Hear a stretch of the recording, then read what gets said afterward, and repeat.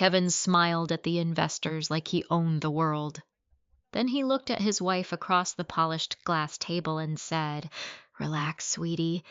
The adults are talking." A few people laughed softly. April Alexander felt the humiliation hit her like a slap she should have seen coming years ago, because this wasn't the first time her husband had shrunk her in public. It was just the first time she came prepared. Without a word, she slid a black folder across the table. One investor opened it. Another stopped smiling, and for the first time in 12 years of marriage, Kevin's face lost color. Because the numbers in that folder could destroy everything he built using her silence. If you've ever stayed quiet just to keep the peace, only to realize your silence was helping someone break you, this story will hit harder than you expect. The first apartment April Alexander and Kevin shared barely fit a mattress. The kitchen light flickered every 20 minutes. The radiator screamed all winter. And when it rained, water leaked through the corner near the fire escape and soaked their towels. But Kevin used to kiss her forehead while she sat cross-legged on the floor, surrounded by spreadsheets, and say, "One day we'll laugh about this." Back then, he never called her sweetie. Back then, he called her his partner. April remembered those nights too clearly now. Maybe because the woman sitting in the polished Manhattan boardroom today barely resembled the girl who once believed love and ambition could survive success together. The company that made Kevin famous had started at their tiny dining table, not his, theirs. April had built the first business strategy while working double shifts at a marketing agency downtown. Kevin had the charisma, the vision, the confidence investors loved, but April had the structure. She knew how to turn ideas into systems, chaos into growth. She wrote the original pitch deck herself, while Kevin slept on the couch with his arm hanging off the side and a cold slice of pizza on his chest. She still remembered the exact sentence that got them their first investor. "We're not selling software. We're selling predictability in an unpredictable market." Kevin had repeated that sentence at conferences for years. Never once mentioning it came from her. At first, she told herself it didn't matter. Marriage wasn't a competition. Love wasn't about credit, and honestly, seeing Kevin succeed used to make her happy. It was almost beautiful watching people believe in him. He could walk into a room and make billionaires feel like old friends. He knew exactly when to smile, exactly when to lean forward during negotiations, exactly when to act vulnerable. People trusted Kevin Alexander because he made confidence look effortless. April trusted him because she had seen the insecure version underneath it, the broke version, the hungry version, the version that used to cry quietly in the shower after failed investor meetings. She had loved that man fiercely, maybe too fiercely, because somewhere between the first $1 million and the penthouse overlooking Central Park, Kevin stopped looking at her like a teammate and started looking at her like furniture. Useful, expected, invisible. It happened slowly enough that April almost didn't notice. First, he interrupted her during meetings. Then he started correcting her in front of employees. Then came the jokes. "Oh, don't ask April about numbers after wine. Sweetie still thinks we can do everything the ethical way. Relax, sweetheart. You worry too much." People laughed because Kevin laughed, and because powerful men often decide what everyone else pretends is harmless. April would smile politely afterward, while shame crawled beneath her skin like something alive. The worst part wasn't even the embarrassment. It was how quickly she learned to shrink herself to avoid it happening again. By year 10 of their marriage, April had become an expert at silence. She stopped challenging Kevin publicly, stopped finishing her thoughts when he cut her off, stopped correcting him when he repeated her ideas as his own. Every compromise felt temporary at first, until temporary became personality. One Friday evening, April stood alone in the massive kitchen of their Connecticut home while the sound of Kevin laughing drifted in from the patio outside. Investor dinner. Again. The kitchen counters were covered in catering trays she had personally arranged because Kevin liked pretending their lives looked effortless. April adjusted the flowers near the marble island just as Sophie Bennett walked in carrying 2 wine glasses. Sophie had known April since college, sharp-tongued, protective. The kind of friend who could smell emotional manipulation from across a room. She handed April a glass. "You look exhausted." "I'm fine." Sophie snorted softly. "You always say that right before a nervous breakdown." April laughed automatically, but it sounded hollow even to her own ears. Outside, Kevin's voice rose confidently above the others. He was telling one of his famous startup stories again. Probably the one about surviving on ramen and ambition, the version where he conveniently forgot April existed. Sophie leaned against the counter. "You know what bothers me most about him lately?" April didn't answer. "He talks about you like you're an assistant he's sleeping with. That one hurt because it was true." April stared down into her wine glass. "You're exaggerating." "No," Sophie said quietly. "You're minimizing." The words settled heavily between them. April hated how emotional conversations about Kevin always made her defensive, like protecting him had become instinctive. "He's stressed," she whispered. "The expansion deal is huge." Sophie gave her a long look. "A man who respects you doesn't make you smaller to entertain a room." Before April could respond, Kevin walked into the kitchen smiling. Expensive suit, perfect teeth, the kind of polished confidence magazines loved putting on covers. "There's my girl." He kissed her cheek distractedly before reaching for sparkling water. "The Hendersons are asking about the Singapore projections. I updated those this morning," April said, "but the retention assumptions are too optimistic if we expand that fast." Kevin chuckled lightly like she'd said something adorable. "See." He turned toward Sophie. "This is why she handles operations instead of investor relations." Sophie's expression hardened immediately. April felt heat rise into her chest. Kevin didn't notice. Or maybe he did. Maybe that was the point. He opened his phone while speaking.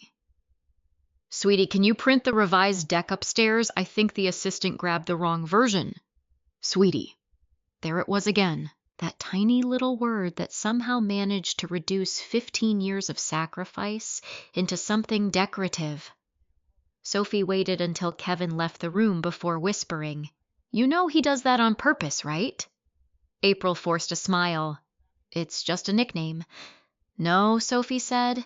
"It's branding."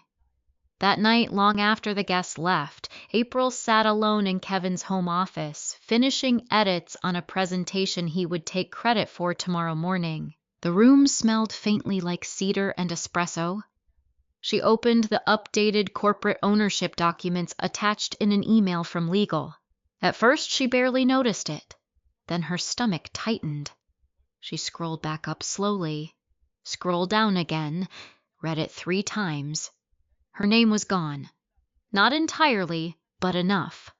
The restructuring documents listed Kevin as sole founding executive authority. April's chest went cold. That couldn't be right. She opened older archived files, compared versions. Her fingers started trembling. Sections had been changed gradually over the years. Tiny edits. Careful edits. The kind no one notices until the damage is already complete. Footsteps approached behind her. Kevin. He loosened his tie while walking toward the desk. "You're still awake." April turned the screen slightly toward him. "Why does this say you're the sole founding authority?" Kevin barely glanced at it. "Oh, that. It's legal cleanup. Investors prefer simplified structures." April stared at him. "You removed me." Kevin sighed dramatically like she was exhausting him. April, come on. Don't make this emotional. Emotional? That word again, too. She stood slowly. I've built this company with you, and no one's denying that. His voice stayed calm, controlled. But technically, I'm the face of the company. Technically. She felt something sharp crack quietly inside her chest. Kevin stepped closer and touched her arms gently, almost affectionately. Don't worry your pretty head about legal stuff, sweetie. Then he kissed her forehead like the conversation was over, like she belonged to him too completely to ever become a threat. And for the first time in their marriage, April started wondering if Kevin had spent years counting on exactly that. The first time Kevin interrupted her mid-sentence in front of senior staff, April had laughed it off. The second time she told herself he was stressed. By the 10th time, her body had already learned to tense before meetings even started. The conference room on the 32nd floor overlooked downtown Manhattan like a monument to money. Glass walls, steel accents, expensive silence. April sat beside Kevin at the head of the table while department leads shuffled through presentation packets. She had spent 3 nights building the expansion strategy they were reviewing today. Kevin hadn't opened the file once. Retention projections in the Midwest region are unstable, April explained calmly, clicking to the next slide. If we scale too aggressively before restructuring support systems, we'll lose. We'll lose momentum if we overthink everything, Kevin interrupted smoothly. A few executives nodded immediately. April kept her expression neutral. Kevin leaned back in his chair, flashing that effortless investor smile people mistook for intelligence. April likes caution, he said lightly. That's why she's good at operations. Good at operations. As if she weren't the reason the company survived its first 3 years. As if she hadn't built the systems every department now relied on. As if she weren't sitting right there. April tried again. The customer churn rate already increased by 4% last quarter. Kevin chuckled softly. Sweetie, you're looking at short-term fluctuation. Heat crawled slowly up her neck. There it was again. Sweetie. Not wife, not partner, not co-founder. A pet name strategically weaponized to make her sound emotional before she even spoke. Across the table, Ethan Cole shifted uncomfortably in his seat. 26. Brilliant analyst. Quiet. The kind of employee who still believed hard work mattered more than politics. April had noticed the way Ethan avoided eye contact during these moments. Like witnessing humiliation made him feel guilty. Kevin stood and walked toward the screen. Anyway, he continued as I was saying before we got distracted. April stared down at her notes while Kevin presented her ideas as if they had appeared magically inside his own mind. No one corrected him. No one ever corrected him. Because Kevin controlled promotions, bonuses, access, power changed the temperature of every room it entered. And Kevin knew exactly how to use that. After the meeting ended, executives filed out quickly, offering polite smiles to April that somehow felt worse than open cruelty. Pity was humiliating in its own way. April gathered her laptop slowly. You okay? She looked up. Ethan stood near the doorway holding a tablet against his chest. Of course. The lie came automatically now. Ethan hesitated, then lowered his voice carefully. For what it's worth, that expansion strategy was really smart. April blinked. A strange ache tightened inside her chest at the simple act of being acknowledged. Thank you. Ethan glanced toward the hallway to make sure Kevin wasn't nearby. You know he does that because your ideas are usually better, right? April almost laughed. Not because it was funny, because hearing someone say it out loud felt surreal, like suddenly spotting bruises she'd spent years covering with makeup. He's the CEO, she said quietly. That's not what I said.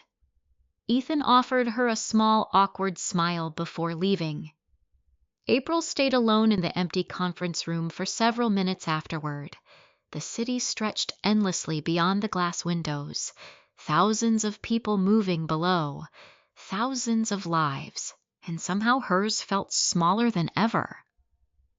That night, she sat in bed beside Kevin while he answered emails on his phone. "You embarrassed me today." The words escaped before she could stop them. Kevin looked up slowly. What in the meeting? His jaw tightened almost invisibly. "April, seriously, you cut me off every time I speak. That's not true. It is." Kevin tossed his phone onto the nightstand with controlled irritation. "You're being sensitive." Sensitive, another favorite word. April stared at him in disbelief. "You called me sweetie in front of the entire executive team." Kevin rolled his eyes lightly. "Oh my God, it's a nickname. It's condescending. No, it's affectionate." His voice sharpened slightly. Not everything is an attack. There it was, the shift, the subtle turning of reality until she became the unreasonable one. April suddenly felt exhausted, not physically, emotionally, the kind of exhaustion that came from spending years defending your own perception of events. Kevin softened his tone when he noticed her silence. "Baby," he sighed, touching her knee gently. "You know how much pressure I'm under right now. And somehow, she ended up apologizing." The next few weeks blurred into a pattern that made April feel like she was disappearing one meeting at a time. Kevin interrupted her constantly, corrected her publicly, repeated her suggestions minutes later as if they were his own original thoughts. And every single time she reacted even slightly, he smiled patiently like she was overreacting. One afternoon during a branding review, April suggested delaying a campaign launch until compliance issues were resolved. Kevin laughed in front of the marketing team. "See, this is why I married her. She worries enough for both of us." Everyone smiled politely. April felt humiliation burn so hard behind her ribs, she almost couldn't breathe. Later that evening, Sophie found her sitting alone in her office long after everyone else had gone home. The skyline glittered outside like cold jewelry. "You've been crying." April wiped quickly beneath one eye. "I'm tired." "No," Sophie said softly, "you're being erased." April looked away immediately, because hearing the truth spoken aloud made it harder to survive inside the lie. Sophie sat across from her desk. "You know what emotional abuse looks like, right?" April's stomach tightened. "Kevin isn't abusive. April. He doesn't hit me." Sophie's expression broke slightly. "That's a very low standard." Silence filled the room. Heavy. Unavoidable. April stared down at the spreadsheet glowing on her screen. "I don't even recognize myself lately." Sophie's voice gentled. "That's what happens when someone slowly teaches you your voice is inconvenient." April swallowed hard. For a terrifying second, tears threatened to surface. But before she could respond, her phone buzzed. "Kevin. Running late. Don't wait up. No apology. No explanation. Just expectation."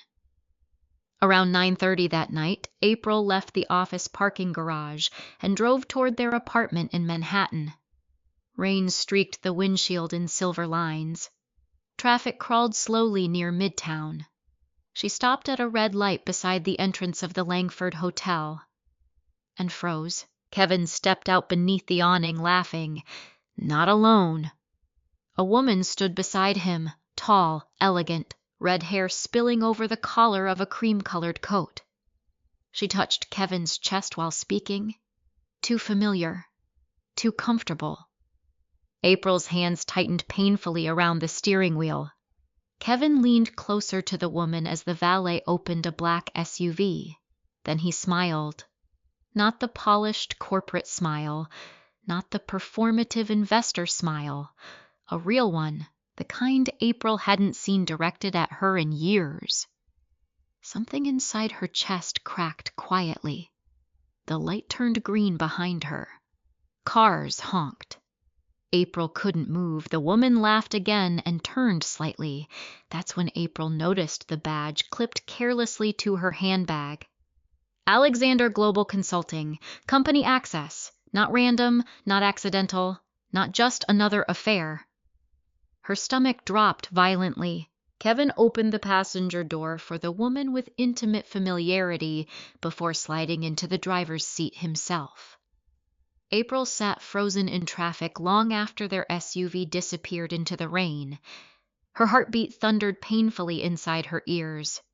For years, she had convinced herself Kevin's cruelty came from stress, pressure, success.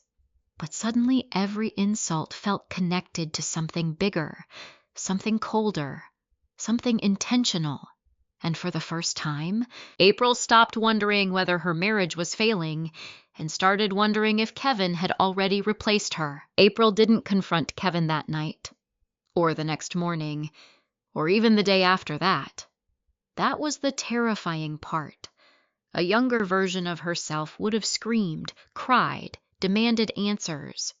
But years of emotional survival had taught her something dangerous. Women who were constantly dismissed eventually stopped believing they had the right to react. So instead, April watched.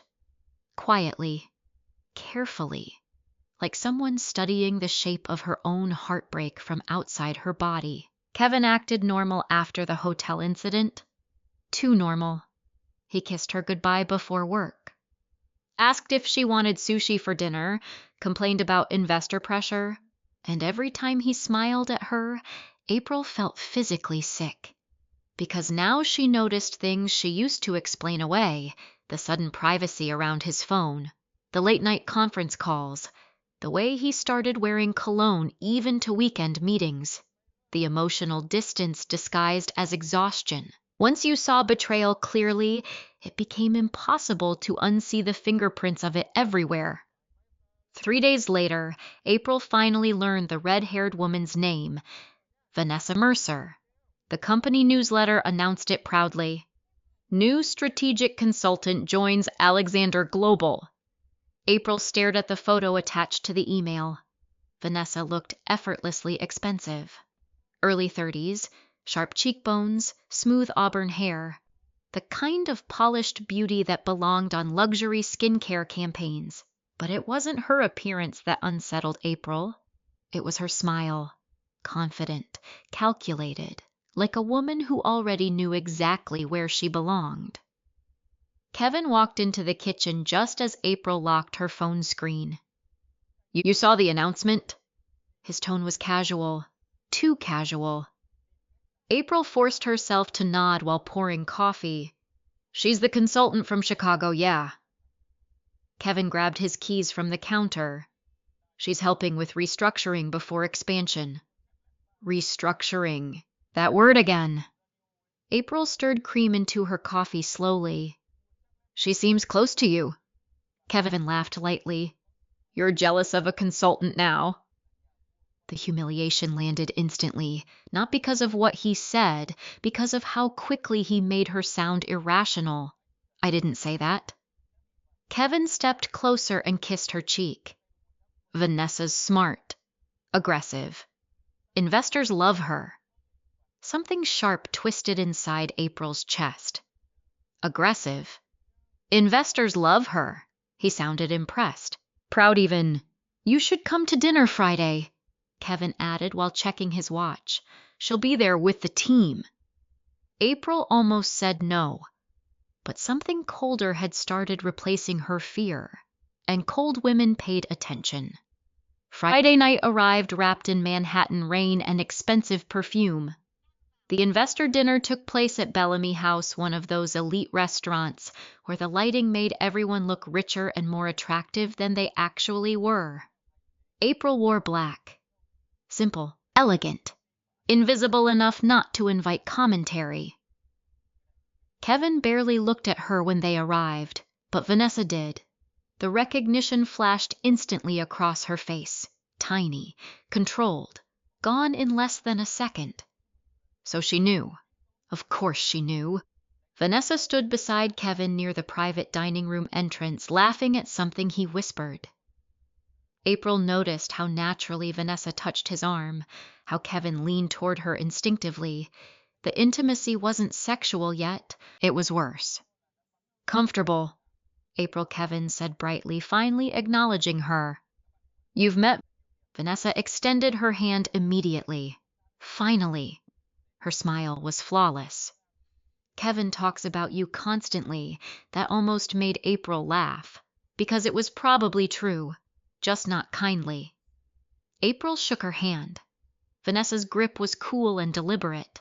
Measured dominance disguised as professionalism. Throughout dinner, April sat 2 seats away from Kevin while Vanessa occupied the space emotionally meant for a wife. She finished Kevin's thoughts, anticipated his jokes, shared private glances with him when investors laughed. At one point, an older investor complimented the company's operational growth. Kevin smiled confidently. That's why you hire good people. Good people.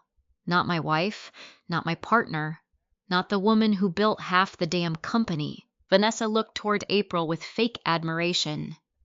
You must be so proud of him. The sentence sounded innocent, but something underneath it felt cruel.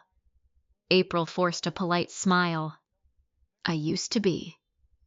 For the first time all evening, Kevin's expression flickered. Just slightly. Vanessa noticed it too. Interesting. Later that night, while investors smoked cigars on the terrace, April stood alone near the elevators, trying to steady her breathing. Humiliation sat heavy inside her ribs. She hated how small she felt. Hated that another woman was watching her marriage collapse in real time. The elevator dinged softly. Vanessa stepped out alone. For a second, neither woman spoke. Then Vanessa smiled. You know, she said, Kevin really is brilliant under pressure. April crossed her arms slowly. What exactly is your relationship with my husband? Vanessa tilted her head slightly. There it was. The moment both women stopped pretending. I work for him. That's not what I asked. Vanessa studied her quietly for a few seconds, and somehow that silence felt more insulting than words. Finally, she stepped closer. You seem tense, April. The way she said her name made it sound old-fashioned, fragile, replaceable. April's stomach tightened. Are you sleeping with him? Vanessa didn't answer directly, which was answer enough. Instead, she smiled faintly. Men like Kevin need women who understand ambition. April felt heat rise sharply into her face. I helped build his ambition. Vanessa's expression softened with something dangerously close to pity. That's usually how it starts. The cruelty of that sentence hit harder than April expected. Not loud cruelty, not dramatic cruelty, the quiet kind. The kind designed to make another woman feel obsolete.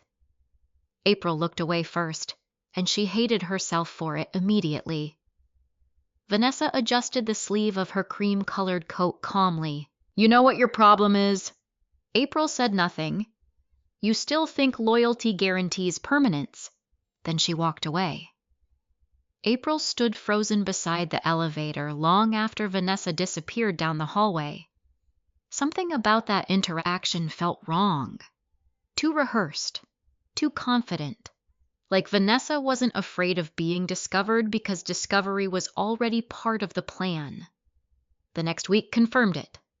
Kevin became increasingly distant at home. But professionally, he was suddenly obsessed with organizational restructuring, new legal reviews, new financial partitions, new executive access changes.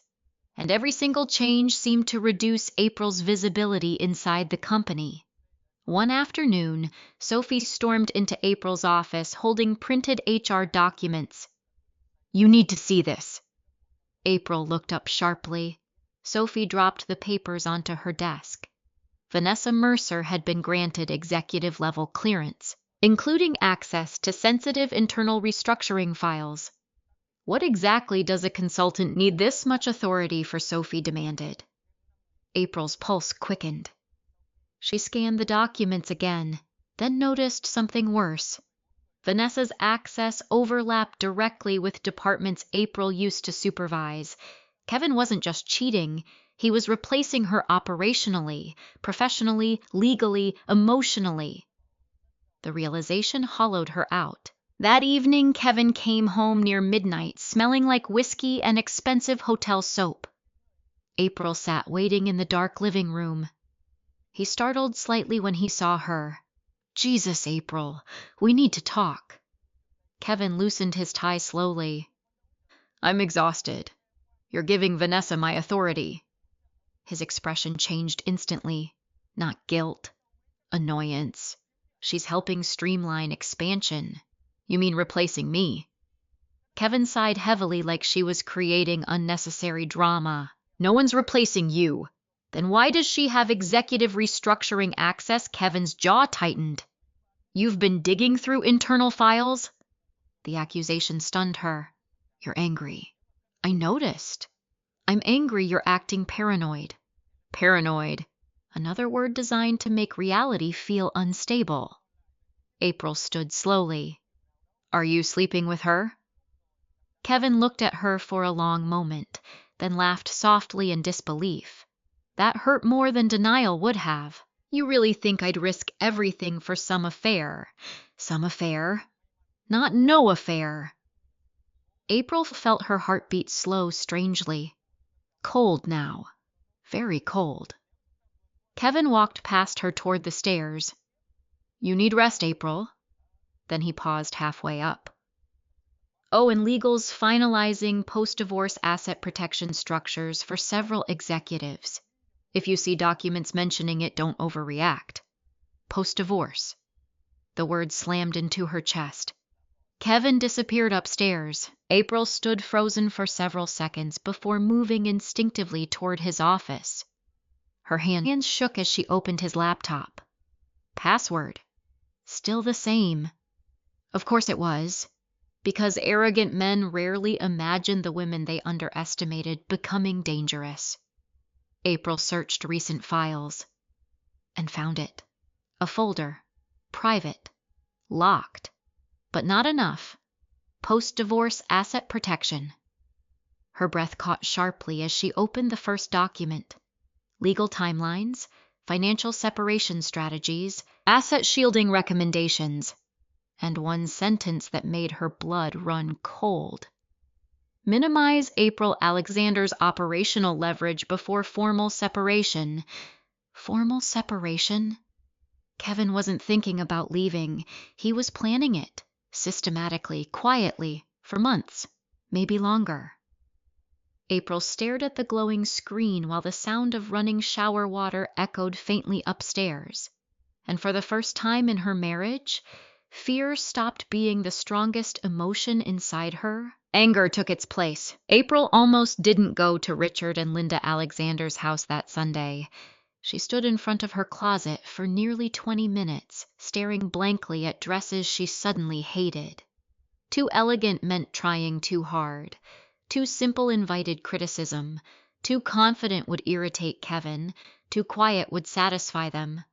Marriage to a powerful man had taught her something ugly. Women were expected to perform emotional comfort, even while bleeding internally. Kevin adjusted his cufflinks in the mirror behind her. You're wearing that. April looked down at the navy silk dress she had chosen. What's wrong with it? Nothing. His tone carried the exact opposite meaning.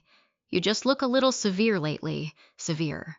Translation: less agreeable, less soft, less controllable. April swallowed her response. She was getting better at silence, but now the silence tasted bitter instead of safe. The Alexander family estate sat along the Connecticut shoreline like a monument to inherited wealth. Massive windows overlooked dark winter water. Expensive stone pillars framed the entrance. The kind of house designed to make outsiders feel temporary. Linda Alexander opened the front door wearing cream cashmere in judgment. "There you are." She kissed Kevin warmly before giving April a polite air kiss that never actually touched skin. "Dinner's almost ruined. Richard refuses to start without his favorite son. Favorite son, not favorite couple. Never that." Richard Alexander stood near the fireplace swirling bourbon in a crystal glass, tall, silver-haired, intimidating in the cold, polished way wealthy men often were. Kevin. He smiled proudly. Heard the Singapore expansion's nearly finalized. Kevin grinned immediately. "We're close." "We." Interesting how that word returned whenever success entered the room. April noticed Vanessa Mercer already seated near the dining room. Of course she was here. A consultant invited to private family dinners. Not subtle at all. Vanessa looked stunning in dark green satin, effortless, comfortable, like someone slowly moving into another woman's life piece by piece. "Oh, good," Linda said brightly. "Now everyone's here. Everyone." April felt something inside her chest harden. Dinner began beneath sparkling chandeliers and suffocating politeness. The table stretched absurdly long, filled with expensive wine and curated conversation. Richard asked Kevin about market forecasts. Linda praised Vanessa's sharp instincts.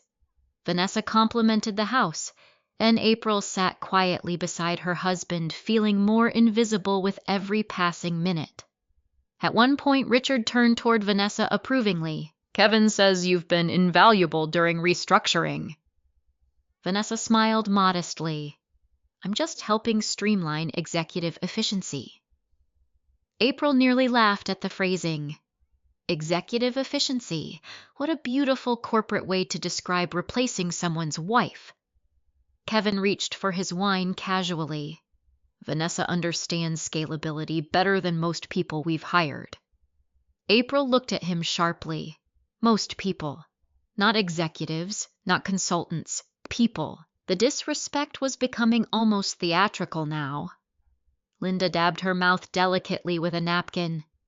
"You know," she said thoughtfully, "businesses evolve the same way marriages do." April already knew she was about to say something cruel. Women like Linda always disguised cruelty as wisdom. Sometimes Linda continued a wife has to recognize when her husband has outgrown certain phases of his life. Silence spread slowly across the table. Kevin didn't stop her. Didn't defend April. Didn't even look uncomfortable. That hurt more than the insult itself. Richard leaned back in his chair. Kevin built something extraordinary. April felt heat rise sharply beneath her skin. Built. Not we built. Not the company we started. Just Kevin. She stared down at her plate while memories flashed painfully through her mind. Kevin crying in their first apartment after investors rejected him. April secretly selling jewelry to help cover payroll. The night she stayed awake building strategy decks while Kevin slept beside her. She had carried him through years no one else even saw. And now they spoke about her like a temporary assistant who overstayed her usefulness. Vanessa glanced toward April carefully, sympathetically. That fake sympathy nearly broke her, because pity from the woman sleeping with your husband was its own kind of violence. Linda smiled toward April suddenly. "You must be excited to step back from the company eventually. Less stress."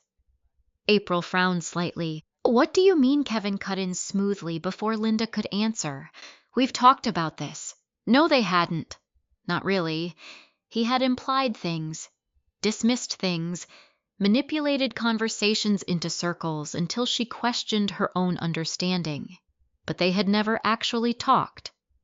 Richard nodded approvingly. "It's smart. A company at this level needs aggressive leadership." Aggressive. Again that word. The same word Kevin used for Vanessa.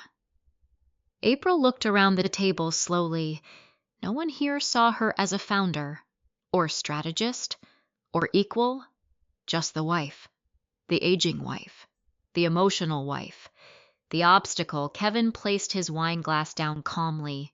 Actually, he said casually, April's probably going to take some time away from business soon. April's head snapped toward him. What? The word almost escaped aloud, but years of humiliation had trained her to freeze before reacting. Linda smiled immediately. Oh, that sounds healthy. Healthy. April's heartbeat pounded violently now. Kevin continued speaking like he was discussing weather. She's been overwhelmed lately. Overwhelmed. Not betrayed, not erased, not emotionally dismantled piece by piece. Just overwhelmed. Investor Daniel Henderson looked toward April politely. Well, after everything Kevin's built, I'm sure you deserve a break. Everything Kevin's built.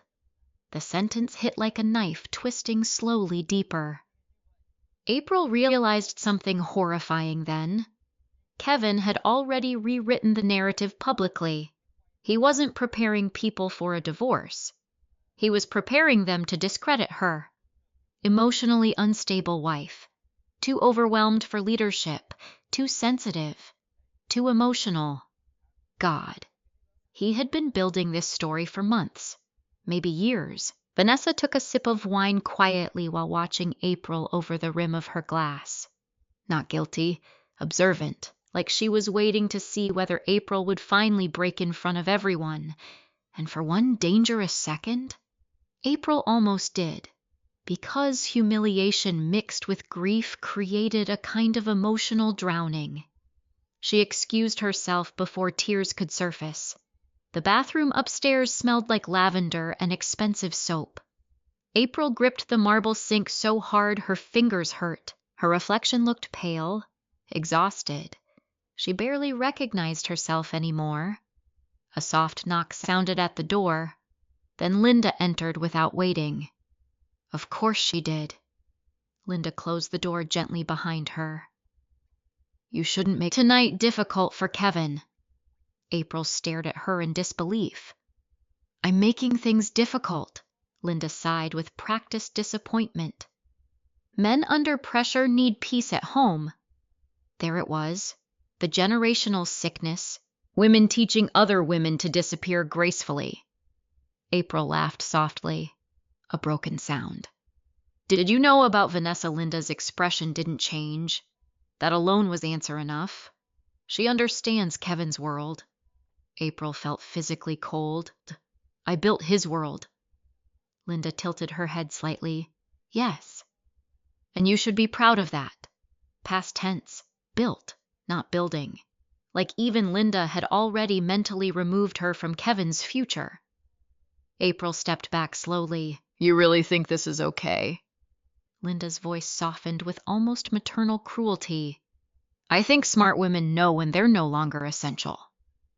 The sentence hollowed April out completely, because somewhere deep inside, part of her feared Linda might be right. When April finally returned downstairs, dessert had already been served. No one looked surprised she'd been gone. Kevin barely glanced at her. Vanessa sat beside him now. Too close. Richard was laughing at something Kevin said. Linda looked content. A perfect wealthy family dinner. Except April suddenly saw it clearly for what it really was. Not dinner. A transition. An unofficial introduction. The quiet replacement of one woman by another.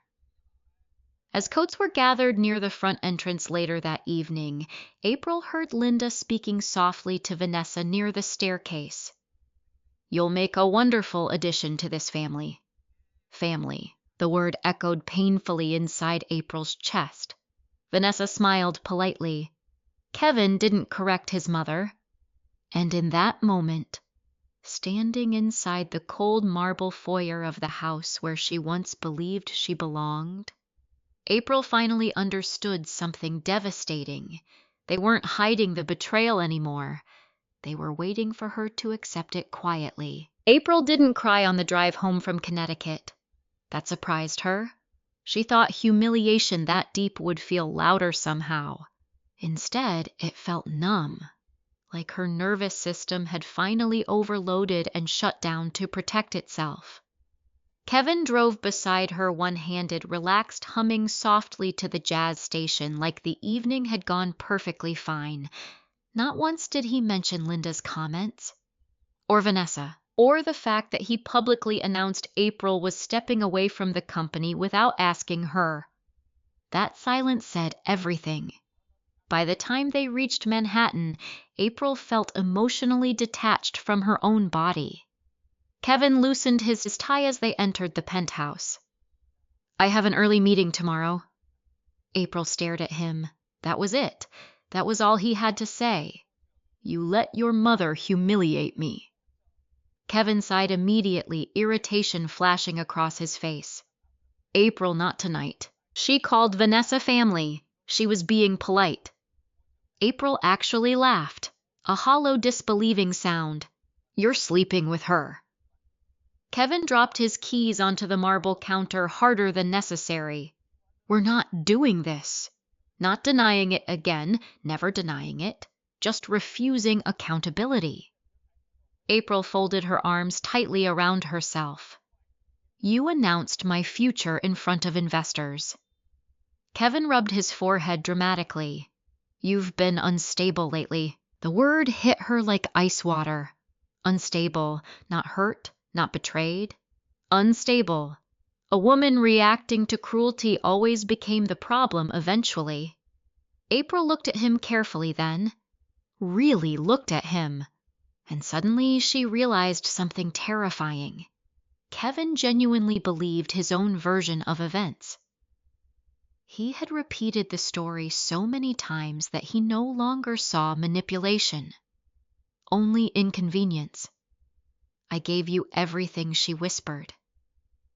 Kevin's expression softened slightly. "For one dangerous second, she saw the man she used to love. Then he ruined it. And I gave us this life. Us." There was that word again, used only when ownership benefited him. Kevin stepped closer. "You need rest, April. You've been emotional for months." Emotional, another label, another little box he kept forcing her into until she barely recognized herself anymore. April stepped away from him. "I'm going to bed." She didn't sleep at all. At 3 a.m, she sat alone in the dark kitchen scrolling through old archived files on her laptop. Emails, contracts, early pitch decks, business drafts, tiny pieces of a former life. Proof that she had existed before Kevin started rewriting history. At some point, she found herself opening the very first company presentation she ever created. The original title page still read Alexander Global, founded by Kevin and April Alexander. April stared at the screen until her vision blurred. Not because of the company, because she suddenly missed who they used to be. That was the cruelest part of betrayal. You didn't just mourn the relationship. You mourned the future you spent years believing in. The next afternoon, Sophie showed up unannounced, carrying coffee and concern. One look at April's face and her expression darkened. "Oh no." April tried to smile. It collapsed instantly. 20 minutes later, they sat together in silence while rain slid down the massive penthouse windows.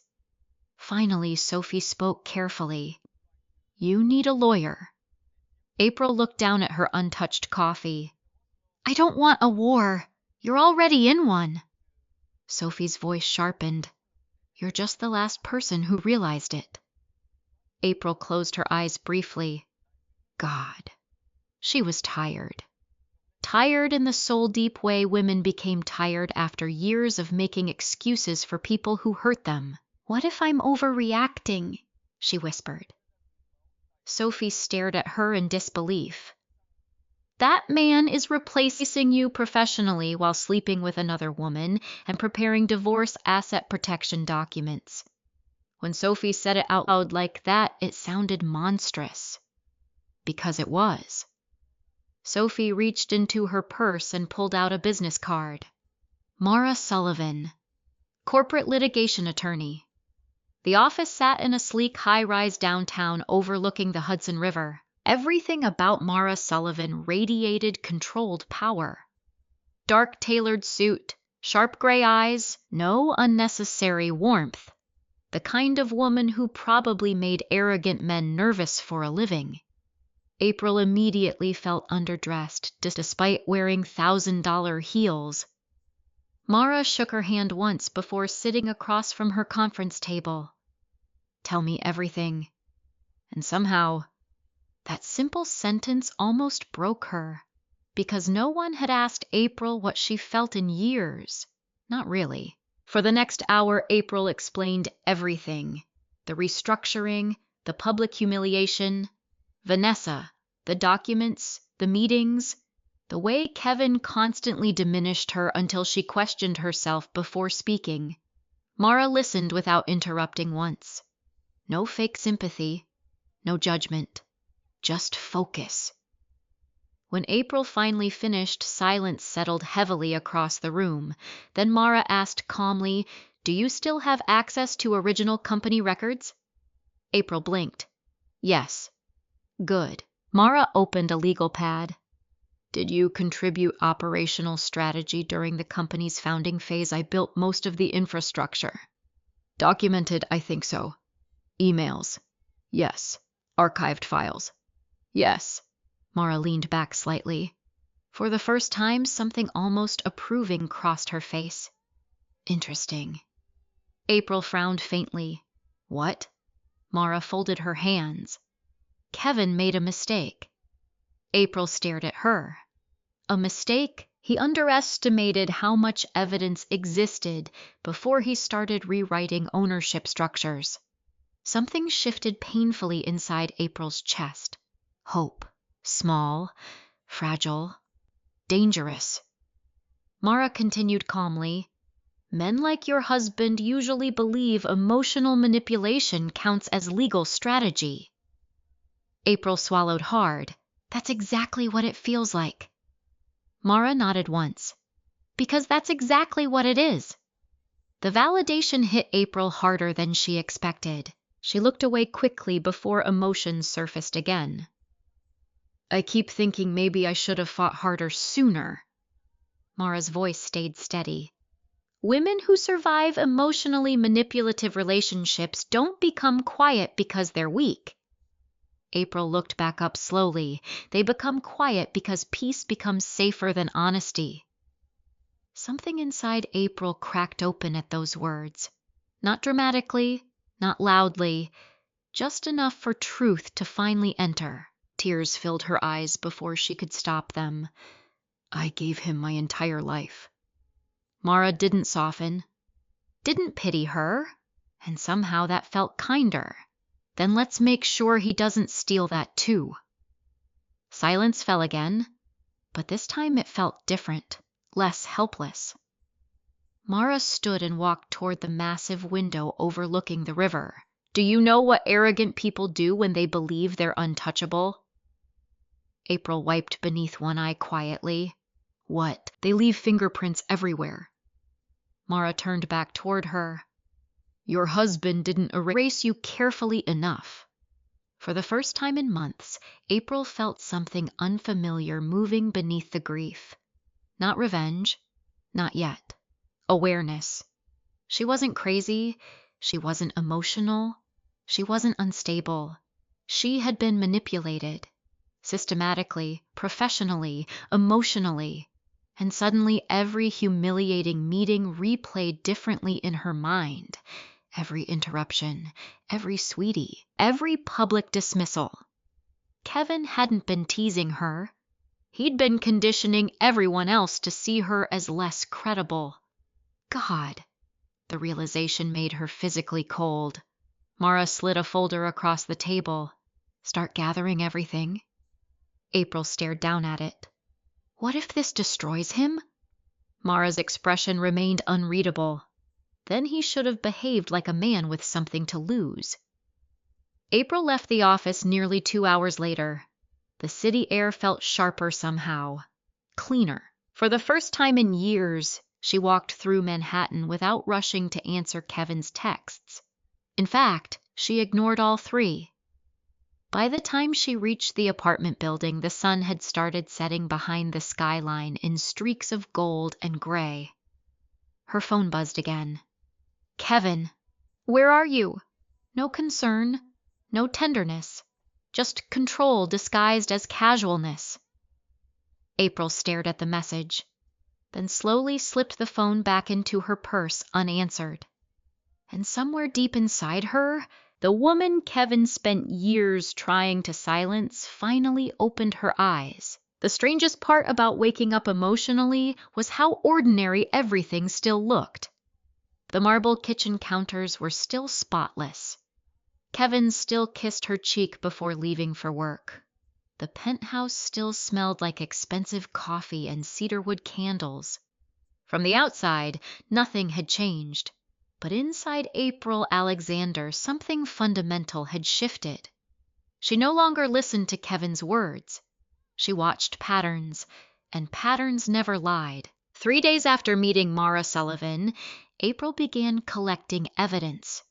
Quietly, carefully, like a woman rebuilding herself one truth at a time. At first it was small things, archived emails, original strategy documents, time-stamped project drafts. But the deeper she dug, the uglier the picture became. Kevin hadn't simply erased her. He had systematically repositioned her as emotionally unstable and professionally unnecessary. And once she saw it everywhere. An email from 6 months ago, April's been overwhelmed lately. I'll handle final investor approvals personally. Another, from legal, transitioning operational authority away from April Alexander will create cleaner leadership optics. Cleaner leadership optics. God. She sat frozen in her office chair, staring at the screen, while anger spread slowly through her chest. Not explosive anger, the dangerous kind. Cold, focused, controlled. Kevin wasn't protecting the company. He was preparing the company to survive without her. No, worse. He was preparing everyone to believe she had never mattered that much to begin with. A soft knock interrupted her thoughts. Ethan stood outside her office holding a tablet.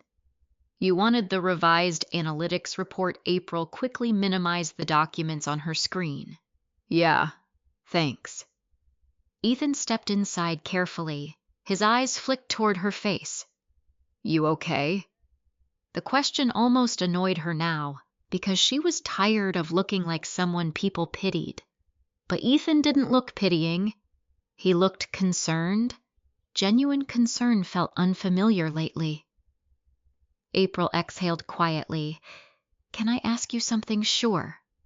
She hesitated, then decided. Do people in the company think I'm stepping away? Ethan froze. That told her enough immediately. His silence lasted 2 seconds too long. April looked down slowly. So they do. It's not like that, Ethan said quickly. Then what's it like? Ethan shifted uncomfortably. Nobody really knows what's happening, but Kevin's been positioning Vanessa into a lot of your meetings. There it was again. Positioning. Like April was already being phased out. Ethan lowered his voice. For what it's worth, a lot of people know you built most of the operational structure here. April gave a humorless smile. Knowing and saying are different things. That shut him up, because they both knew it was true. Corporate loyalty usually belonged to power, not truth. Before leaving, Ethan paused near the doorway. Be careful. April looked up sharply. With what? He hesitated again, then said quietly, Kevin's changing financial projections before investor reviews. Her stomach tightened instantly. What kind of changes? I don't know the full details. Ethan looked nervous now, but some of the growth numbers don't match internal reporting. April's pulse quickened. That wasn't just unethical. That was dangerous. After Ethan left, she sat motionless for several minutes. then slowly reopened company financial archives. The next 4 hours changed everything. Kevin had inflated projected revenue growth for the international expansion deal. Not enough to trigger immediate suspicion, just enough to make the company appear unstoppable. Aggressive forecasting, manipulated retention assumptions, adjusted churn visibility, small distortions hidden beneath complicated reports. The kind investors might overlook if they trusted the CEO enough. And investors adored Kevin. April leaned back in her chair slowly. This wasn't just betrayal anymore. This was fraud territory. Her phone buzzed. Kevin, dinner tonight? Don't wait up. Meeting with Vanessa and legal. No guilt, no caution. He genuinely believed she was too broken down to fight him. The realization should have hurt. Instead, it made her calmer. That evening, April sat alone in the penthouse office reviewing old employee complaints. Most had been quietly buried by HR. One in particular caught her attention. A young female associate named Rachel had reported Kevin for repeated inappropriate comments during late-night strategy meetings. Complaint unresolved. No disciplinary follow-up. April closed her eyes briefly. Memory surfaced immediately. Rachel quitting suddenly 6 months later. At the time, Kevin claimed she wasn't tough enough for executive culture.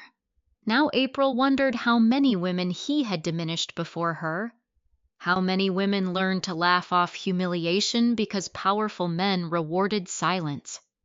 Her chest tightened painfully. For years she had defended him. God, how many things had she normalized just to survive loving him? Around midnight, Sophie arrived carrying takeout containers and wine. "You look terrifying," she said after one glance at April's expression. "Good terrifying or unstable terrifying?" Sophie smirked faintly. Finally awake terrifying. That almost made April smile. Almost. They sat together at the kitchen island while rain tapped softly against the windows. April slid printed financial reports across the marble countertop. Sophie skimmed them briefly before frowning. "These numbers are manipulated." "I know.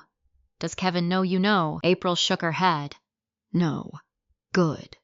For a while, silence settled between them comfortably. Then Sophie studied her carefully. "What's happening inside your head right now?" April stared down into her wine glass. "I think," her voice cracked slightly, "I think I spent years believing being understanding made me a good wife." Sophie said nothing. "And now I'm realizing I was just making myself easier to mistreat. That truth hurt more than the affair somehow, because betrayal by someone else was painful. But betrayal of yourself, that kind lingered." April laughed softly, bitterly. "Do you know what the worst part is? What I still miss him." Sophie's face softened immediately. The old version April nodded. The Kevin from the tiny apartment. The Kevin who used to kiss her forehead while they built dreams together. The Kevin who once looked at her like she mattered. She mourned that man constantly now, even while hating the one he became. Around 1 a.m, Sophie finally left. April wandered back into the office alone. The city glowed beyond the windows like scattered gold beneath the dark sky. She opened her laptop again. More emails, more projections, more proof. And suddenly she realized something chilling. Kevin wasn't just humiliating her privately anymore. He was building a future where she carried the blame if things collapsed. That's why he kept calling her emotional, unstable, overwhelmed. Because if the financial manipulation surfaced later, he needed her credibility destroyed first. Her hands trembled slightly, not from fear now, from clarity. She stood and walked slowly toward the massive mirror near the hallway. For a long moment, she simply stared at herself. The woman in the reflection looked exhausted, beautiful still, but dimmed somehow, like someone who spent too many years apologizing for taking up space. April placed both hands against the marble counter beneath the mirror, then quietly practiced the sentence she never used to say. No. Her voice sounded weak. She tried again. No. Stronger. Again. Don't call me sweetie. The words echoed softly through the empty penthouse. April swallowed hard. Again. Don't call me sweetie. This time she almost believed herself. Her phone buzzed suddenly. A calendar notification. Final investor meeting Tuesday, 8 a.m. April stared at the screen while her pulse slowed into something cold and deliberate. The final meeting.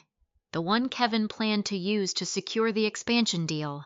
The same meeting where he expected her to sit quietly beside him while he erased her completely.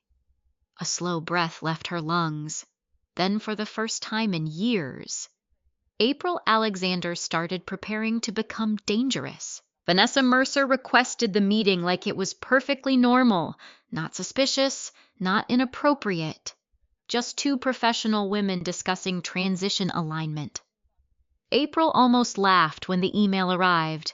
Transition alignment. Corporate language always sounded cleaner than the damage it described. The meeting was scheduled for Friday evening at a private lounge inside the Whitmore Hotel downtown. Quiet lighting, expensive cocktails. The kind of place wealthy people used when they wanted conversations hidden behind velvet and jazz music. Sophie nearly exploded when April told her. Absolutely not. April slipped on her coat calmly.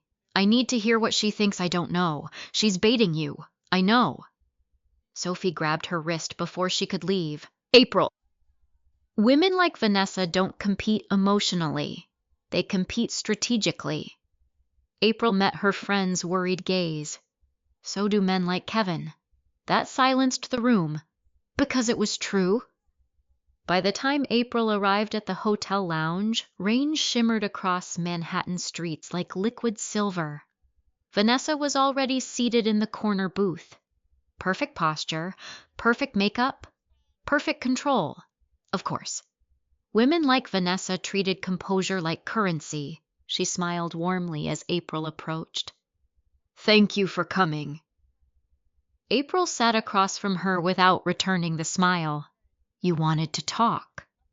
Vanessa folded her hands elegantly atop the table. I think things have become uncomfortable. Uncomfortable. What an interesting word for betrayal. April stared at her calmly. You're sleeping with my husband. Vanessa didn't flinch, didn't even pretend outrage. Instead, she tilted her head slightly. Kevin and I understand each other. There it was. Not denial, permission. April felt anger move slowly beneath her skin. Not explosive, controlled. Like ice forming over deep water. You mean you enjoy helping him destroy people together? Vanessa's smile faded just slightly. I think you and Kevin stopped speaking the same language years ago. That one landed harder than April expected. Because part of her feared it was true. Vanessa leaned back comfortably. You built stability. Kevin wants expansion. I built the company. Yes, Vanessa said softly. And now he's evolving beyond it. Beyond it, beyond her. The cruelty in Vanessa's tone wasn't emotional. It was clinical, like discussing outdated software. April suddenly understood something important. Vanessa didn't see herself as the other woman. She saw herself as the upgrade. The realization should have shattered her. Instead, it made her strangely calm. Does he talk about me often? April asked quietly. Vanessa paused. Interesting. That hesitation meant yes. Finally, Vanessa exhaled lightly. He says you've changed. April almost smiled. That sentence felt painfully familiar now. Of course, Kevin blamed her reaction instead of his behavior. What does he say exactly? Vanessa studied her for a moment, then chose violence. He says you became emotionally draining after success. April looked away briefly toward the rain-soaked windows. Emotionally draining. God. Women became exhausting the moment they stopped making men comfortable. Vanessa continued carefully. He feels guilty. That made April laugh out loud, a sharp, disbelieving laugh that turned heads nearby. Kevin doesn't feel guilty, she said quietly. Kevin feels inconvenienced. For the first time all evening, Vanessa looked genuinely caught off guard. April leaned forward slightly. You think you're special because he humiliates me less than he humiliates you. Vanessa's jaw tightened almost invisibly. Interesting again. A hit. He respects me, Vanessa replied coolly. No. April's voice stayed calm. He's performing admiration because you're useful right now. The silence between them sharpened immediately. Vanessa took a slow sip of wine. You know what your problem is? April almost smiled. There it is. There what is. The part where women like you always mistake cruelty for sophistication. Vanessa's expression cooled several degrees. I didn't come here to fight. No, April said softly. You came here to assess damage. That one hit too. Vanessa looked at her carefully now, really carefully, like she was recalculating something. For the first time, April realized Vanessa expected weakness tonight. Tears maybe, begging, humiliation. Not composure, not clarity, not a woman quietly observing everything. Vanessa set her wine glass down gently. You should prepare yourself. April's pulse slowed. For what? For what happens after the investor meeting? There it was. Something real. April kept her face neutral. What's happening after the meeting? Vanessa hesitated. Just long enough. Then Kevin's restructuring leadership. April already knew that. But she needed Vanessa talking, needed her confident. Arrogant people revealed things when they believed they had already won. He's planning to remove me completely. Vanessa gave a small shrug. You've been disconnected from the company for a while. Disconnected. April almost admired how elegantly cruel the wording was. I'm still legally tied to the company. Not for long. The room seemed to still around them. Every instinct inside April sharpened instantly, meaning Vanessa looked directly into her eyes and smiled. He's preparing documentation in case the financial inconsistencies become public. April's heartbeat stumbled once. There it was. Confirmation. Vanessa kept talking casually, unaware she was walking straight into exposure. Honestly, Kevin thinks it'll be cleaner if people already view you as unstable before any internal fallout. For a split second, the world inside April went silent. Not because she was shocked, because hearing the plan spoken aloud made it horrifyingly real. Kevin wasn't just betraying her. He was building her into the scapegoat. April slowly reached into her handbag beneath the table and pressed record on her phone. Vanessa leaned closer slightly. Look, woman to woman, men like Kevin don't leave until they already have someone better. The sentence sliced cleanly through the air. Not because April believed it, because she suddenly realized Vanessa did, completely. Vanessa truly believed proximity to Kevin's power made her safe, protected, chosen. April looked at her for a long moment, then quietly asked, Do you think he respects women? Vanessa frowned slightly. What any women? For the first time all evening, uncertainty flickered across Vanessa's face. Small, brief, but real. April noticed it immediately, because truth unsettled people even when they tried hiding from it. You think you're different from me? April continued softly, but eventually he'll call you emotional too. Vanessa scoffed lightly. You're projecting. No, April whispered. I'm warning you. That changed the energy instantly, because now April wasn't the abandoned wife anymore. She was the woman who had survived Kevin long enough to understand him completely. Vanessa looked away first this time. Interesting. A server approached awkwardly with the check. April paid before Vanessa could object. Control. Tiny control. But it mattered. As they stood near the lobby entrance, Vanessa adjusted her coat smoothly. "You should really take time away after the investor meeting," she said. "It would help your image." Your image. April nearly smiled. Even now they still thought perception mattered more than truth.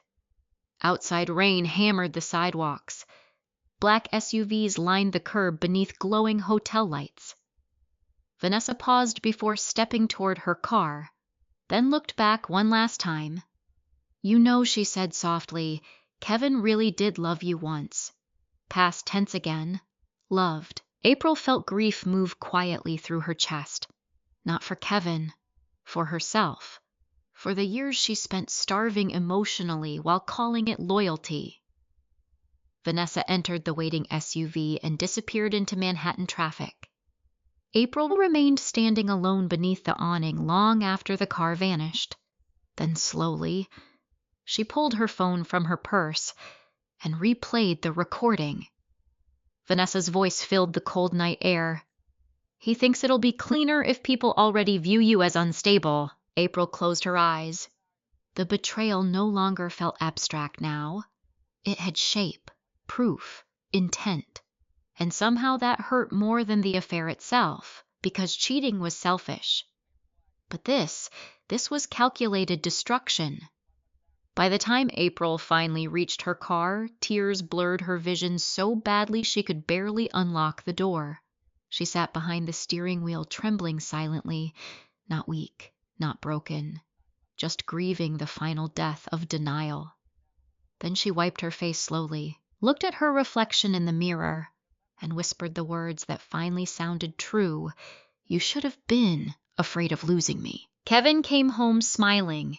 That alone made April uneasy now, not because kindness was suspicious, because she had finally learned the difference between kindness and strategy.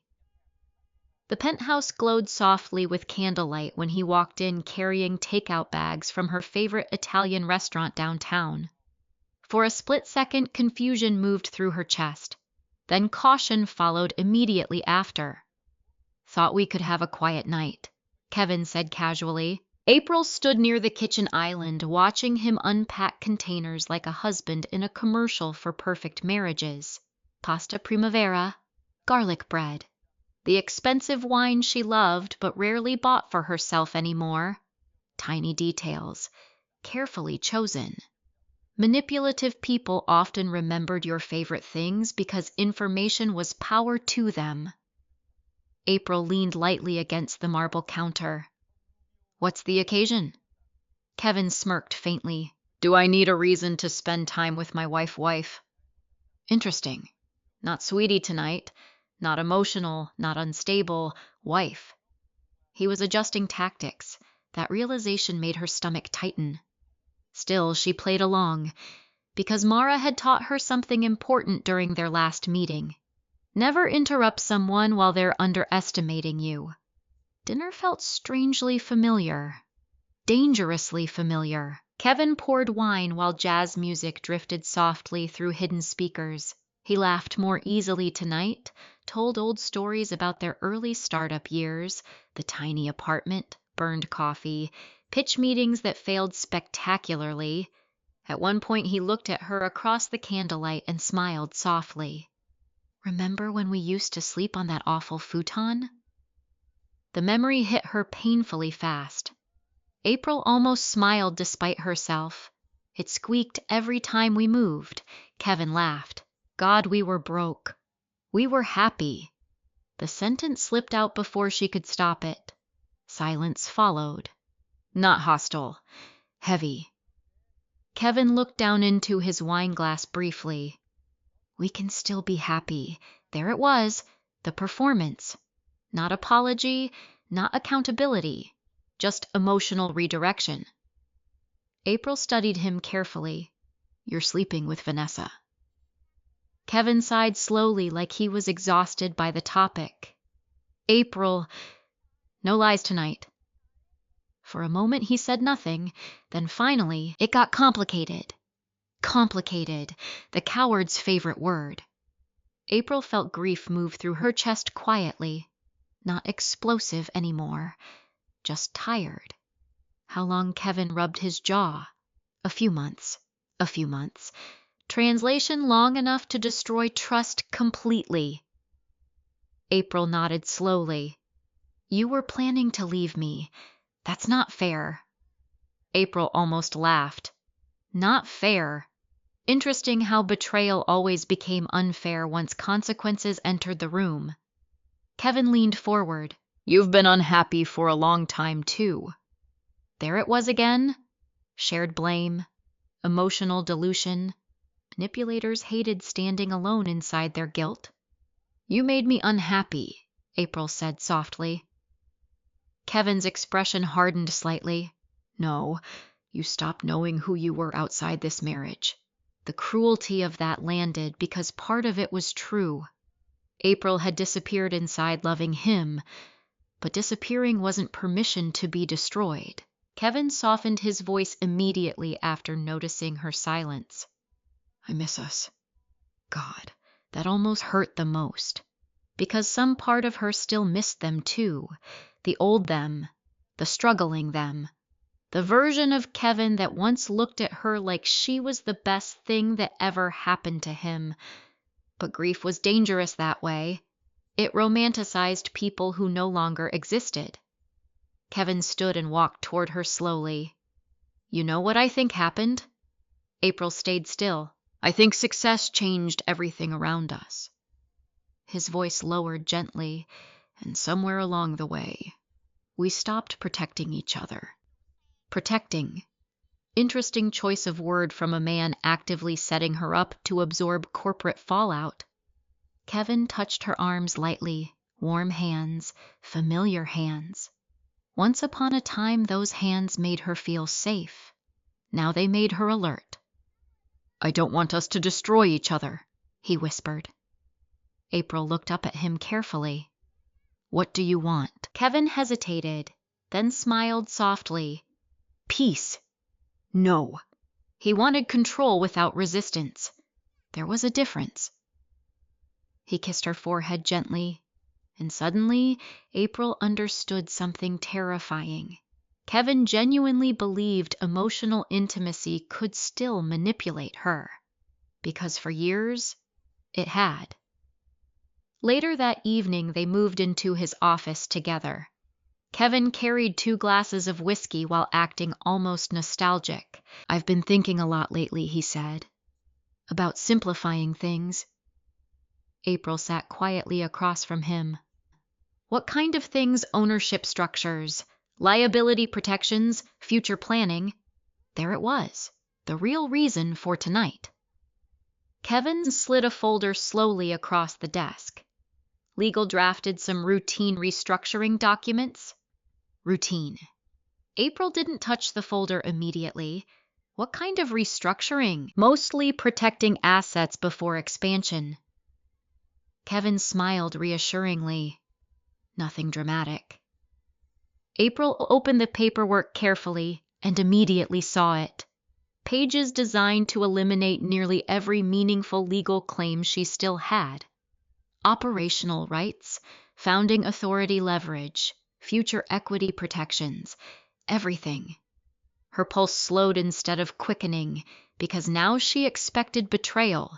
That was the horrifying thing about prolonged emotional abuse.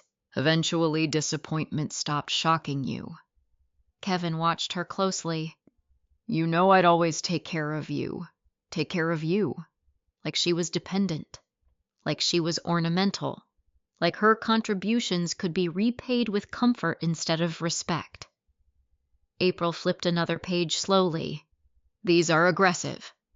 It's standard corporate protection, for who Kevin's jaw tightened briefly, for both of us. Lie. April could almost hear Mara Sullivan's voice in her head. He'll sound calm while taking everything from you. Kevin reached for her hand. "You trust me?" The question settled heavily between them.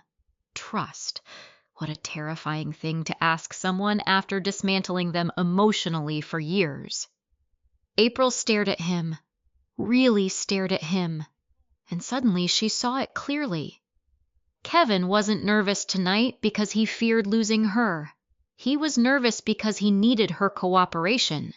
That realization changed something fundamental inside her. Her silence no longer felt submissive. It felt strategic. April gave a small, tired smile. "What happens if I don't sign?" Kevin laughed softly. "There's my suspicious wife." Not answer.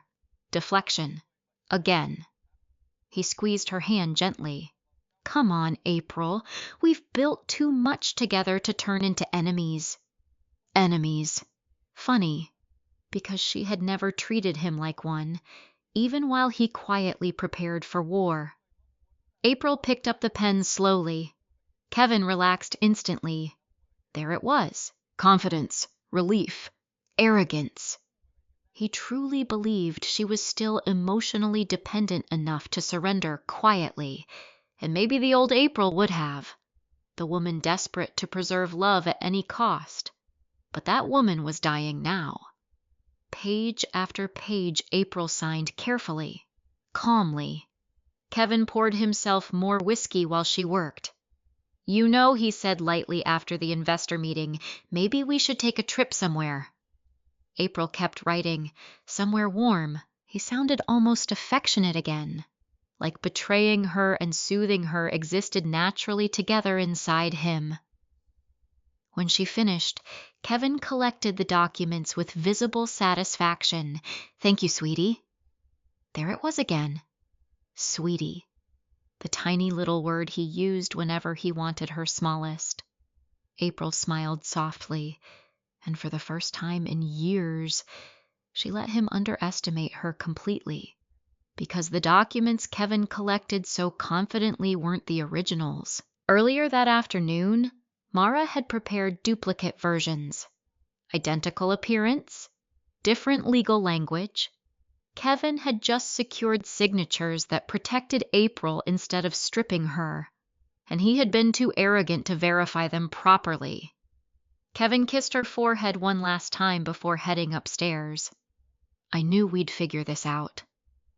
April sat alone in the office after he disappeared, silent, still, listening to the sound of his footsteps fading above her. Then slowly, she looked toward the hidden scanner beneath the bookshelf where copies of every real document already waited securely uploaded to Mara Sullivan's encrypted legal archive. Kevin thought tonight proved she was still controllable, still loyal, still weak. But as April stared out across the Manhattan skyline glowing beneath the darkness, she realized something almost frightening. For the first time in their entire marriage, Kevin Alexander had absolutely no idea who his wife was becoming. The week before the investor meeting felt strangely calm. That terrified April more than chaos would have. Kevin moved through the penthouse smiling more lately, relaxed, confident, certain the future belonged to him. He had no idea she spent every afternoon building the case that could destroy him.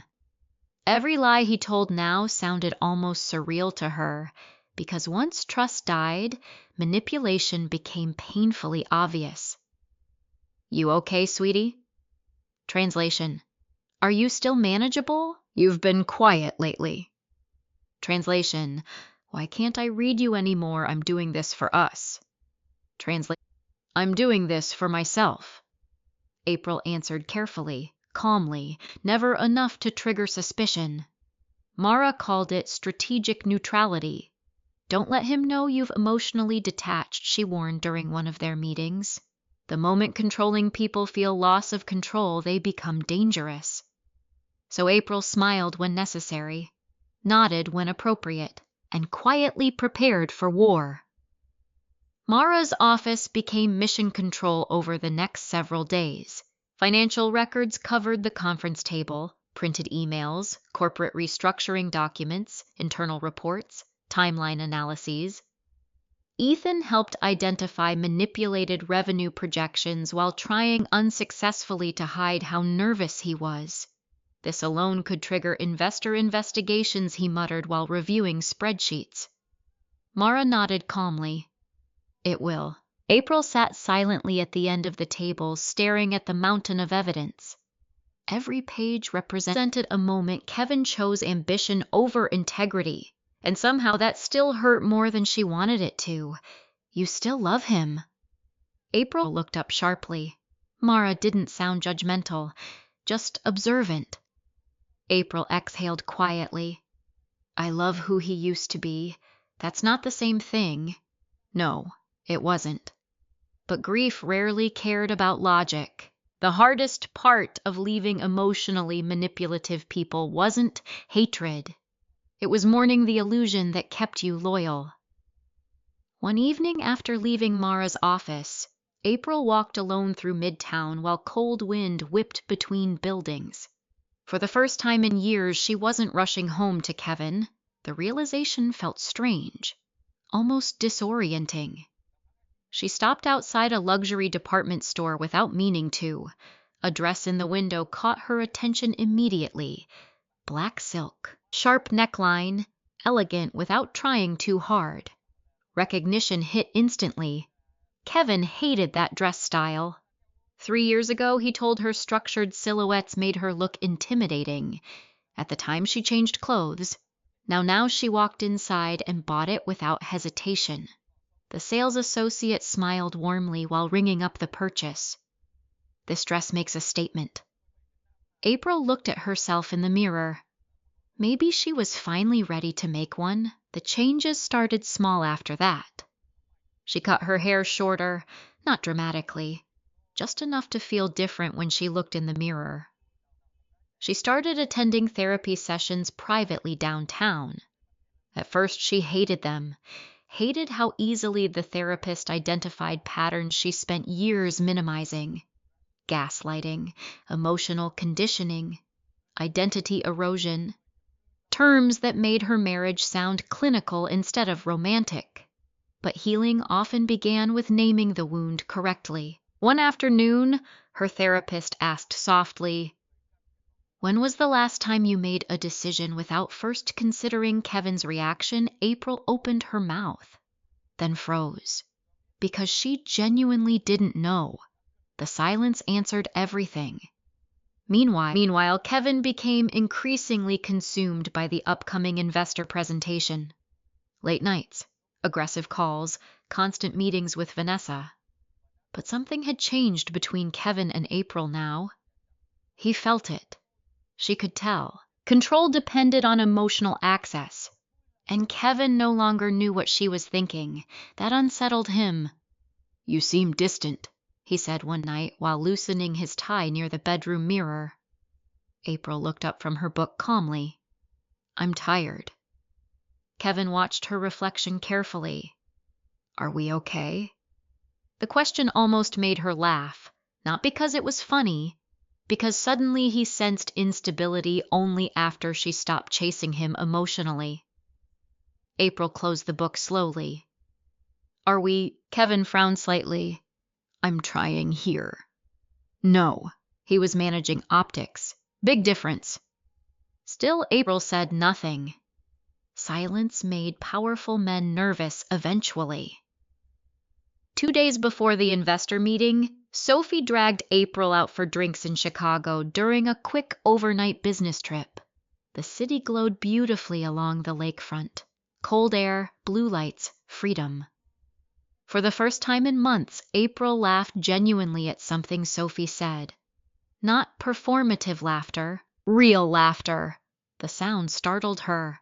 Sophie noticed immediately. "There you are." April looked down into her cocktail. What if I don't know who I am anymore? Sophie reached across the table. "You know what I think? What I think you became so focused on surviving Kevin that you forgot survival isn't the same thing as living."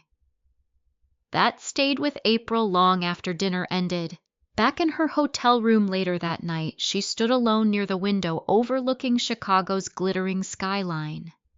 And suddenly, she admitted something to herself she'd avoided for years.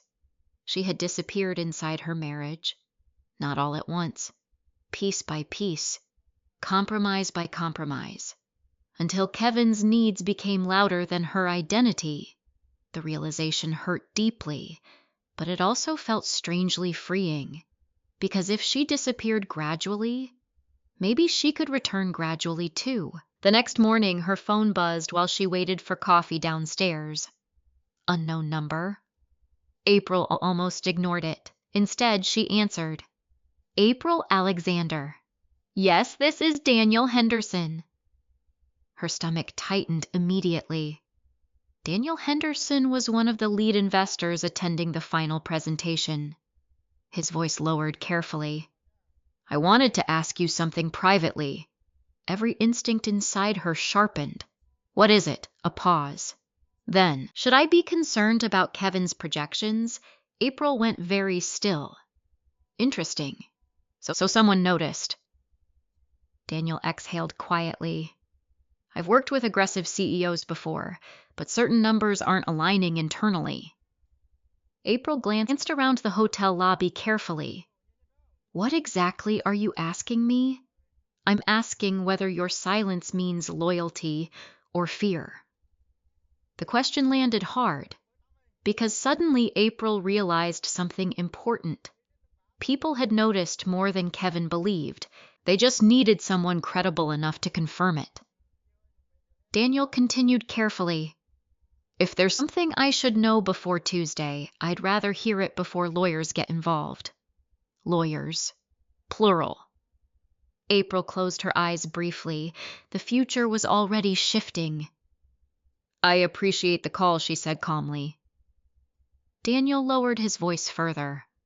For what it's worth, Mrs. Alexander, people inside the company speak very highly of you.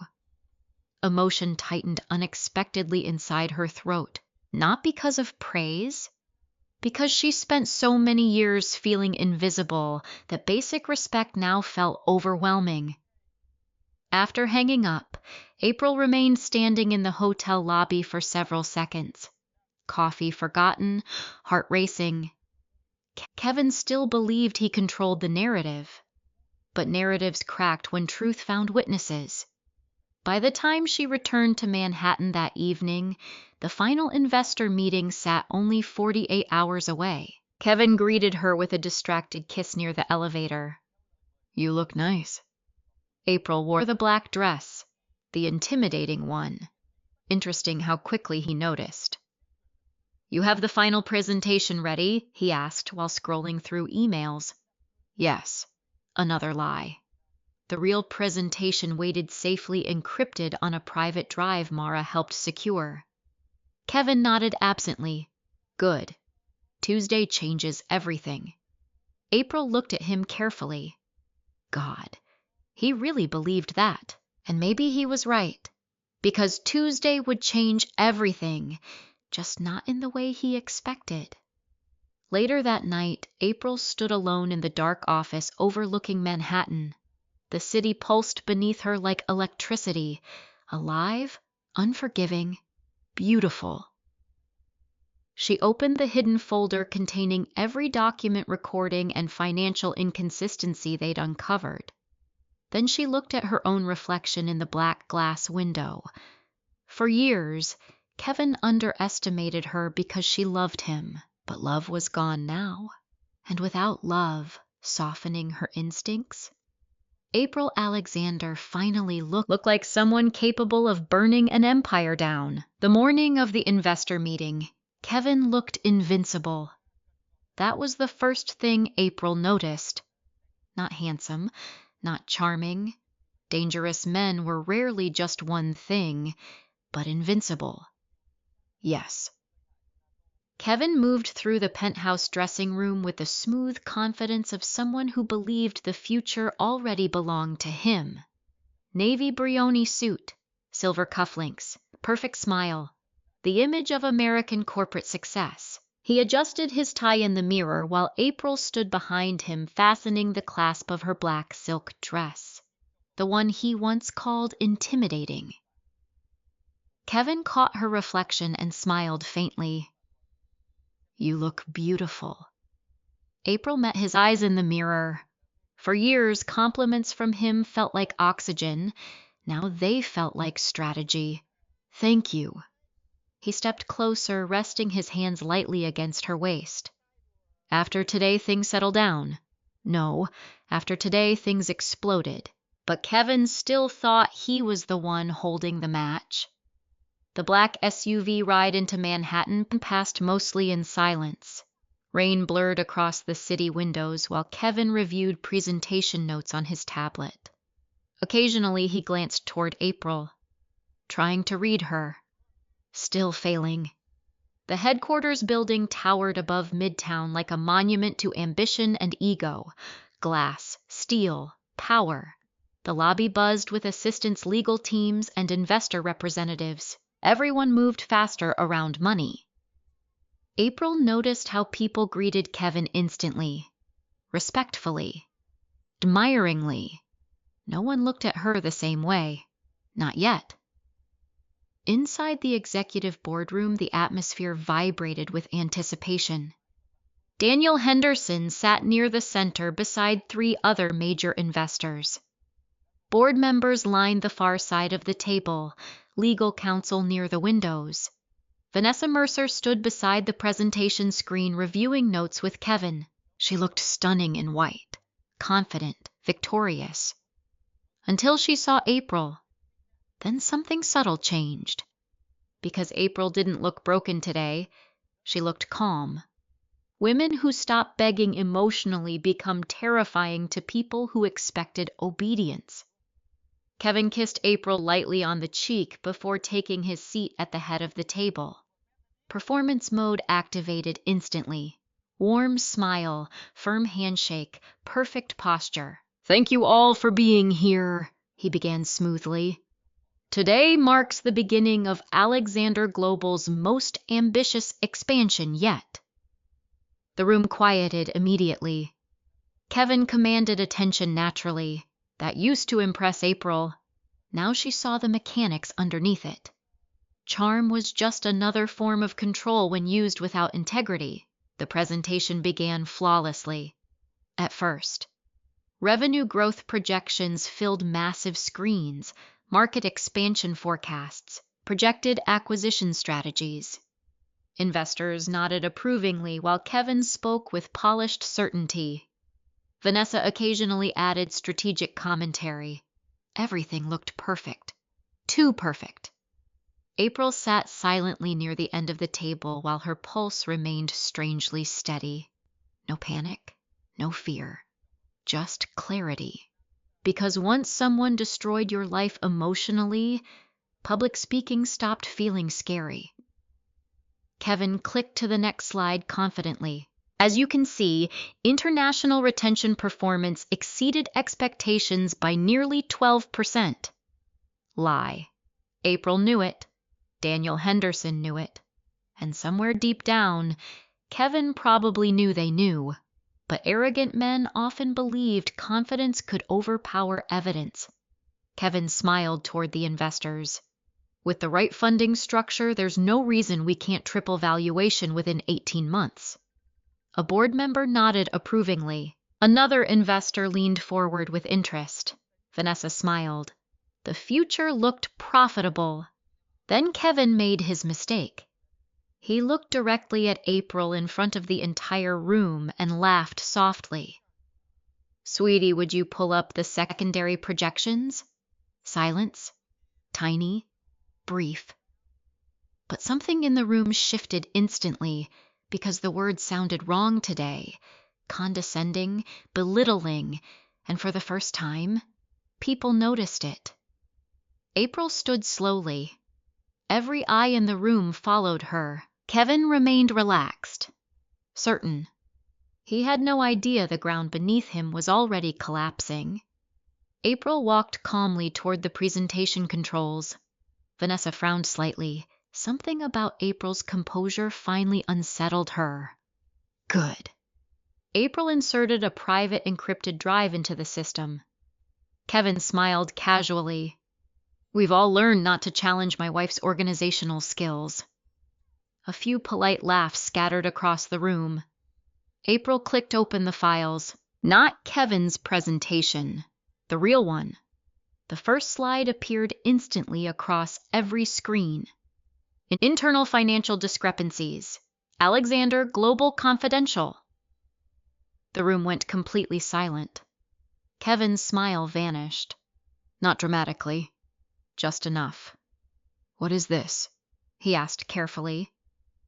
April turned toward the investors instead of him, the actual numbers. Vanessa's face lost color immediately. Good. Daniel Henderson leaned forward slowly. April continued calmly. Projected retention rates presented this morning were inflated.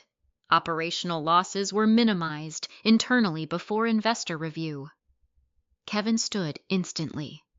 April, no, she interrupted softly. The room froze because no one interrupted Kevin Alexander publicly. Ever. April looked directly at the investors. I helped build this company. I know these numbers better than anyone in this room. Kevin's jaw tightened visibly now. This isn't the time for emotional confusion. There it was, the script, the same script he always used. Emotional, confused, unstable. Except today it sounded rehearsed instead of convincing. April clicked to the next slide. Internal email chains filled the screen. Time-stamped revisions, adjusted projections, hidden reporting instructions. The room changed temperature instantly. You manipulated investor forecasting, Daniel Henderson said slowly. Kevin recovered fast. Too fast. This is being taken completely out of context. April looked at him calmly. No, it's finally being placed in context. Vanessa shifted uncomfortably near the screen. Kevin forced a laugh. Sweetie, sit down before you embarrass yourself. And suddenly, something inside April finally snapped clean in half. Not painfully, liberatingly.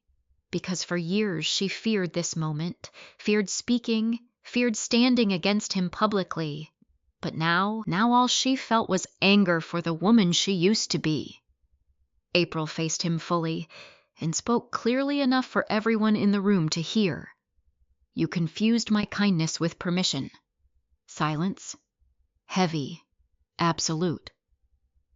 The sentence landed like shattered glass across the boardroom. Even Kevin looked stunned. April continued before he could recover. You spent years calling me emotional while using my work. You minimized me publicly while privately removing me from the company I helped build. Kevin's face darkened. This is inappropriate. No, April said softly. This is overdue. She clicked another slide. Original founding documents appeared on screen. Early operational frameworks. Time-stamped strategy files. Emails proving April created core company structures years before Kevin rewrote ownership language. Murmurs spread instantly around the table. Board members exchanged alarmed looks. Vanessa stepped backward slowly. Kevin's composure finally cracked. These files were stolen. April almost smiled. No, they were archived. Daniel Henderson stood abruptly. Mr. Alexander. His voice had gone dangerously calm. Were shareholders intentionally misled? The question echoed through the room like a gunshot. Kevin opened his mouth, closed it again. For the first time in over a decade. Kevin Alexander looked afraid, not angry, not irritated, afraid. And God. April hated how satisfying that felt. Vanessa quietly reached for her phone beneath the table. Mara Sullivan entered the boardroom at that exact moment. Perfect timing, sharp black suit, cold expression, legal folder in hand.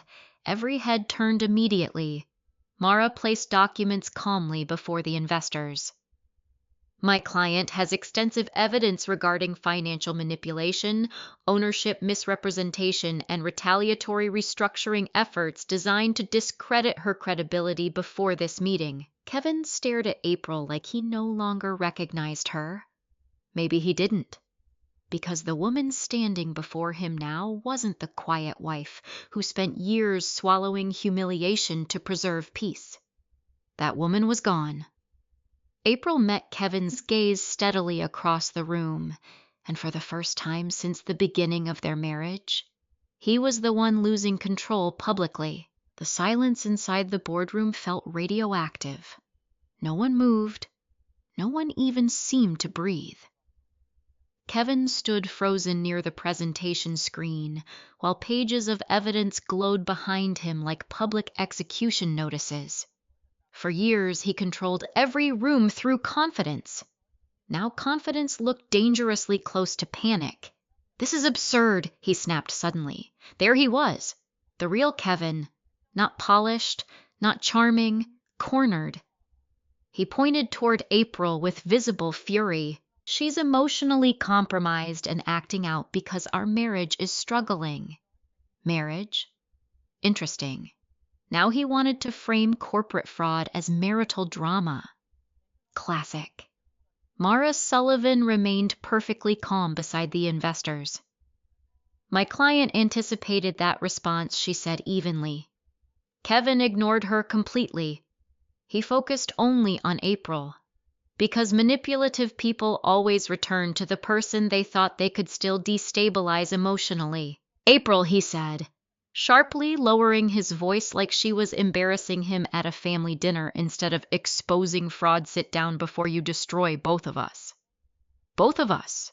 That phrase might have worked once, back when April still confused loyalty with self-erasure. Now it just sounded pathetic. April crossed her arms slowly. "You already tried destroying me." Kevin laughed harshly. "Oh, please. You think investors are going to trust someone emotionally spiraling through a divorce?" There it was again. Emotional, crazy, unstable. He had repeated the narrative so often he genuinely believed it still worked. Except the room felt different now. People weren't looking at April like she was irrational. They were looking at Kevin like they were seeing him clearly for the first time. Daniel Henderson adjusted his glasses slowly. "Mr. Alexander," he said carefully, "did you knowingly approve altered projections before investor review?" Kevin turned instantly toward him. "These numbers are preliminary internal modeling." April clicked another slide. This time the screen displayed time-stamped approval chains. Kevin's direct authorizations, internal edits, modified risk visibility reports. The room shifted again. Board member Cynthia Rowe frowned deeply. "These aren't preliminary annotations," she said quietly. "These are finalized presentation figures."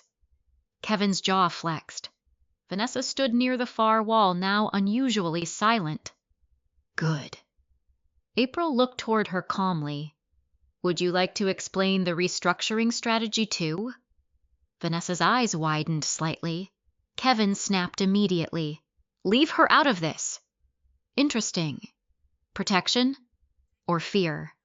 April tilted her head slightly. She seemed very involved when discussing plans to position me as unstable before financial inconsistencies became public. Every face in the room turned toward Vanessa instantly. "Beautiful."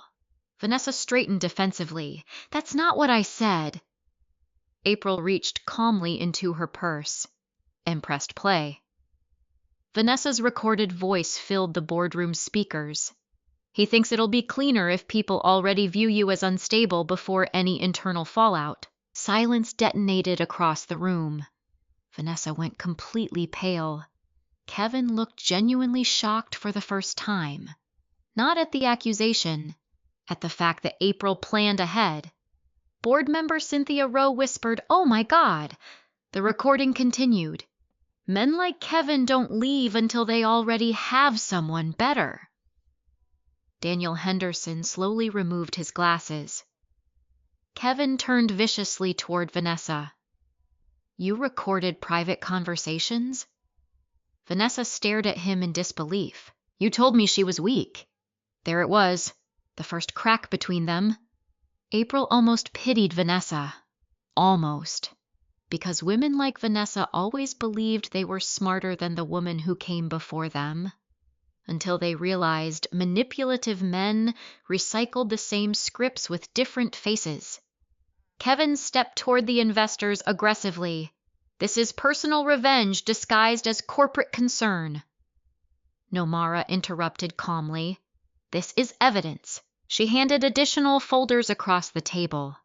Detailed legal summaries, internal email chains, corporate restructuring timelines. Kevin flipped through pages faster and faster. His breathing changed. April noticed immediately. Panic. Real panic now. You went through my private files, he demanded. April looked at him quietly. You spent years going through my identity. That shut the room still again, because truth sounded different from manipulation. Sharper, cleaner. Kevin's composure cracked visibly. This woman has been emotionally unstable for months. April almost laughed. Even now. Even after evidence. Even after recordings. He still believed he could reduce her into an emotional stereotype. That realization felt almost tragic. You know what's fascinating? April asked softly. Kevin glared at her. For years, every time I reacted to humiliation, you called me emotional. She stepped closer slowly. But now look at you. Kevin's face darkened immediately. Because she was right. His anger was becoming impossible to hide. One investor near the windows spoke carefully. Were you planning to assign liability exposure to Mrs. Alexander if projections collapsed? Kevin pointed toward April instantly. She approved most operational structures herself. Lie. Mara opened another folder. My client was systematically removed from operational authority, while internal language framed her as unstable and disengaged. Daniel Henderson looked disgusted now. This is catastrophic. Vanessa suddenly spoke, quietly, but enough. Kevin approved everything. The room froze. Kevin turned toward her slowly. Pure disbelief. What did you just say? Vanessa swallowed hard, and April realized something important. Fear had finally outweighed loyalty. Vanessa stepped back slightly. You told me legal would protect everyone. Kevin stared at her like betrayal offended him. Interesting. Men who cheat often viewed themselves as victims the second someone abandoned them. You're seriously turning on me right now, he hissed. Vanessa's voice shook. You said the numbers would normalize after expansion. So she knew. Not everything, but enough. April watched Kevin carefully. The arrogance was collapsing now. Fast. He no longer looked like a visionary CEO. He looked like a man realizing consequences were real. Board member Cynthia Rowe stood slowly. I'm recommending immediate suspension of the funding process pending independent financial review. The sentence landed like a bomb. Kevin stepped forward immediately. You can't be serious. We're beyond serious, Daniel Henderson replied coldly. The room erupted after that. Lawyers whispering, board members arguing, phones buzzing, assistants rushing, and somehow through all the chaos, April felt calm. Not victorious exactly, just free. For the first time in years, she wasn't fighting to be believed anymore. Truth was finally speaking for her. Kevin looked around the room desperately. No one rushed to protect him. No one laughed at his jokes. No one called him brilliant. Power disappeared frighteningly fast once people stopped admiring you. Then his eyes found April again, and suddenly he looked scared. Actually scared. Not of losing her, of losing everything else. He walked toward her slowly while the boardroom spiraled behind them. His voice dropped low enough that only she could hear. "Please." April stared at him. God, she used to dream about hearing remorse from him. Now it just felt empty. "You're overreacting," he whispered urgently. "We can fix this privately. Privately, of course." Men like Kevin loved privacy when accountability arrived. April shook her head slowly. "You made me invisible privately." Kevin's expression twisted. "I was trying to protect the company." "No," April said softly. "You were protecting yourself." The truth hit him visibly, because deep down, he knew she was right. Security entered the boardroom minutes later at legal's request. Not dramatic, professional, but humiliating all the same. Kevin looked around wildly like he still expected someone to stop this. No one did. Vanessa sat silently near the wall, staring at the floor. Broken alliance, broken illusion, broken future. Mara stepped beside April quietly. "You okay?" April looked toward the massive windows overlooking Manhattan. Rain streaked across the skyline like the city itself was dissolving. Then she realized something strange. For months, she imagined this moment would feel triumphant. But mostly, it felt sad, because the man she once loved had destroyed himself trying to make her smaller. Kevin spoke again behind her, barely above a whisper now. "Please don't destroy me." April closed her eyes briefly, then answered without turning around. "You should have thought about that before you tried to destroy me first." Kevin Alexander didn't leave the boardroom as a CEO. He left as a man trying to understand how quickly everything he built had turned against him. Security escorted him out quietly. No shouting, no dramatic arrest. Just the unbearable professionalism of consequences, arriving too late to be negotiated.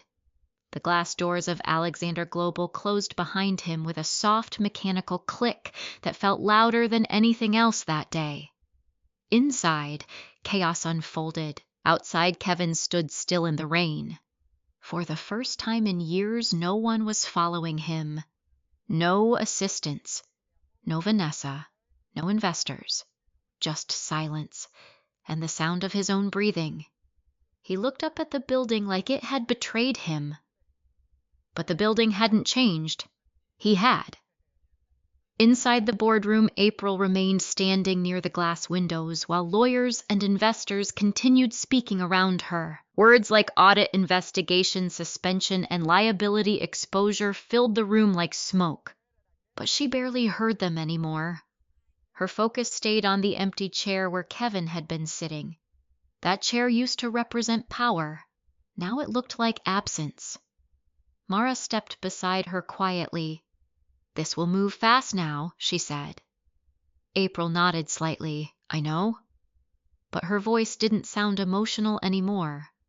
It sounded distant, controlled, like someone stepping out of a burning house and finally realizing they were no longer inside it.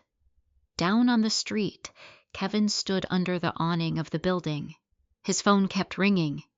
He didn't answer. Then it stopped. Then it started again.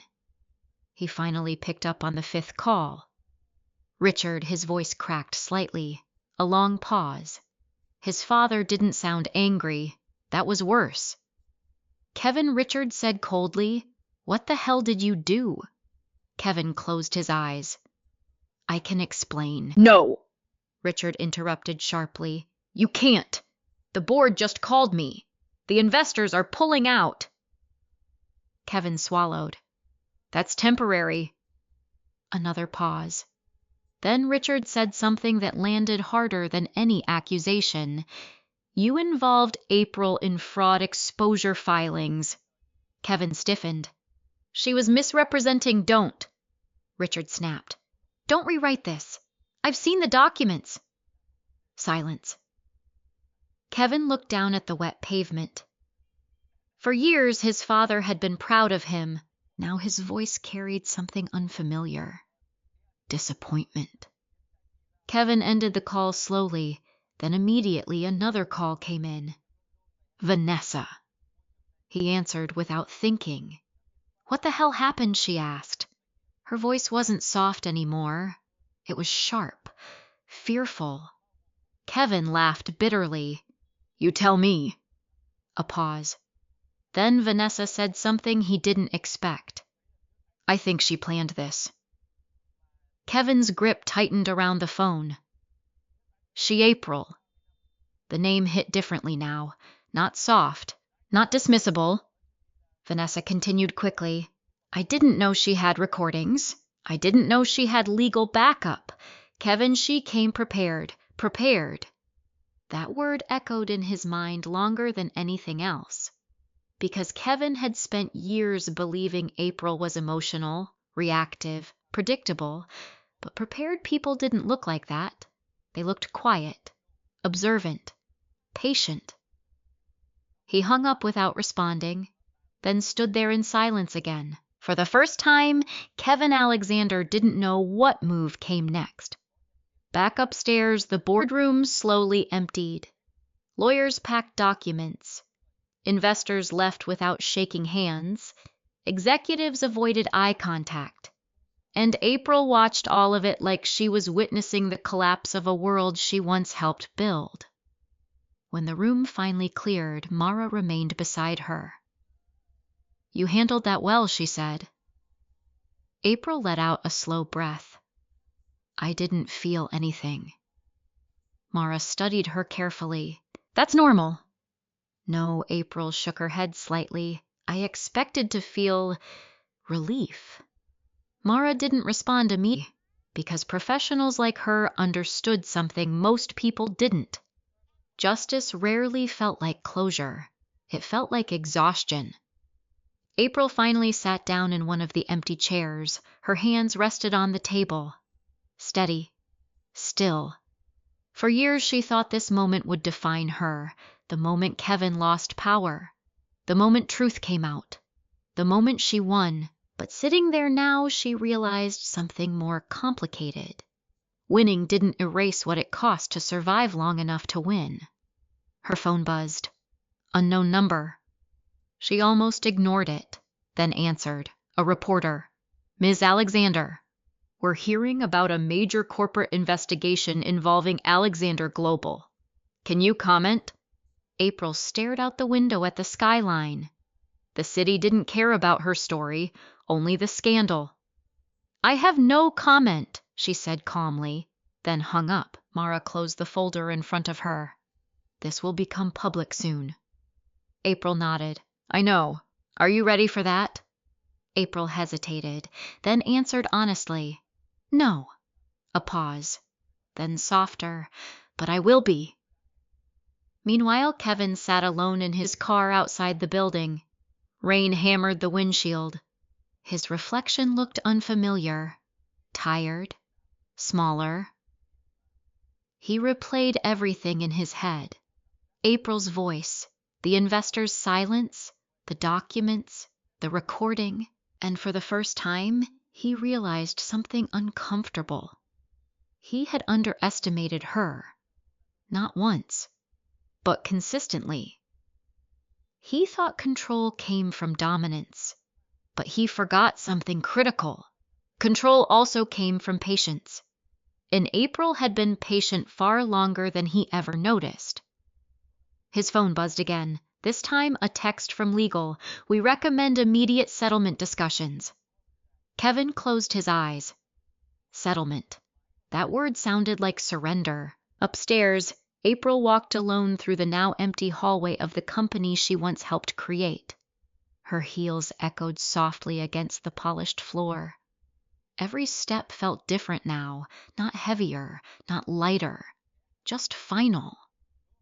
She stopped in front of the glass wall overlooking the city. Reflections layered over reflections, her face, the skyline, the ghost of everything she used to be. Sophie arrived moments later, breathless. I saw the news alert starting, she said. April didn't turn. Yeah. Sophie stepped beside her. "You okay?" April thought about the question, then answered honestly, "I don't know who I am without him trying to erase me." Sophie's expression softened. "That's the point." April finally turned slightly. "What is?" Sophie nodded toward the glass. "You get to find out now." Below them, the city continued moving. Cars, people, noise, life. Unaware of the collapse happening inside glass towers above it. April watched it quietly. For the first time, Kevin wasn't the center of her world. Not her pain, not her identity, not her future. Just a chapter ending. Her phone buzzed again. This time Kevin's name appeared. She stared at it for a long moment, then didn't answer, and let it ring out into silence. The first thing April Alexander did after everything collapsed was not celebrate. She didn't cry either. She simply moved, like someone who had spent years standing in one place too long and finally remembered how to walk again. The media storm hit within 24 hours. Headlines spread across financial networks. Alexander Global under investigation for financial misrepresentation. CEO Kevin Alexander suspended pending audit. Internal whistleblower exposes corporate manipulation. April didn't read most of them, but she felt them everywhere. In the quiet stares of assistants, in the sudden silence of colleagues who used to interrupt her, in the way elevators felt heavier now when people recognized her. Kevin's name no longer carried power. It carried instability. And April's name, once erased behind closed doors, now began to surface in a different way. Not as the wife, but as the architect behind early systems. That shift should have felt like victory. Instead, it felt like grief wearing a different suit. She moved out of the penthouse 3 days later. Not dramatically. No confrontation. No final argument. Kevin wasn't there when she packed. He was somewhere between legal calls and damage control meetings, trying to hold together a life that no longer responded to him. Sophie helped her carry boxes. "This feels surreal," Sophie said quietly as they loaded the last suitcase into a black car. April looked back at the building one final time. "I used to think leaving would feel like revenge," she said. "And now, it just feels quiet." Sophie didn't argue, because some truths didn't need correction, they just needed time. April moved into a smaller apartment in Chicago temporarily, a place with sunlight instead of glass walls. Real windows, real silence. No marble floors that reminded her of arguments, no echo of Kevin's footsteps at night. The first week was the hardest, not because she missed him, but because she missed the version of herself that existed only inside that life. The version that still believed love could be earned through patience. Her therapist said something during one session that stayed with her. You didn't lose yourself overnight. You disappeared in small agreements. April replayed that sentence every morning after waking up. Small agreements. That was how it started, not betrayal, not violence, just tiny compromises that slowly became identity erosion. She stopped correcting him, stopped insisting she mattered, until one day she didn't feel like she did. Now she was rebuilding from absence. One decision at a time. She started small. Coffee alone in the morning without checking emails, walking outside without checking her phone, sitting in silence without feeling guilty for it. Then bigger things. She enrolled in executive consulting workshops, not because she needed validation anymore, but because she wanted to remember what she was capable of outside Kevin's shadow. Sophie visited often. And slowly, April started laughing again. Not the careful laughter she used in boardrooms, real laughter, the kind that surprised her. One evening, Sophie brought wine and sat on the balcony overlooking Lake Michigan. "You know what's funny," Sophie said. April raised an eyebrow. You're more yourself now than I've seen in years. April stared at the city lights reflecting on the water. That's ironic, she said softly, because I feel like I lost everything. Sophie shook her head. You lost a man who kept shrinking you. April didn't respond immediately, because part of her still grieved Kevin, not the man he became, but the illusion of who he used to be. That version still lived somewhere inside her memory, and grief didn't discriminate between truth and illusion. It just hurt. A week later, April received an unexpected call. Unknown number. She almost ignored it, but answered anyway. April. The voice made her freeze instantly. Kevin. But not the confident version, not the controlled CEO voice. This one was rough, tired, almost broken. I just wanted to talk. April said nothing. I'm not calling to fight. Still silence. I lost everything, he continued quietly. The board, the investors, Vanessa. Everyone's gone. At the mention of Vanessa, something flickered inside April. Not jealousy, not anger, just distance. I know, she said finally. A pause. Then Kevin exhaled shakily. I didn't think you'd actually go through with it.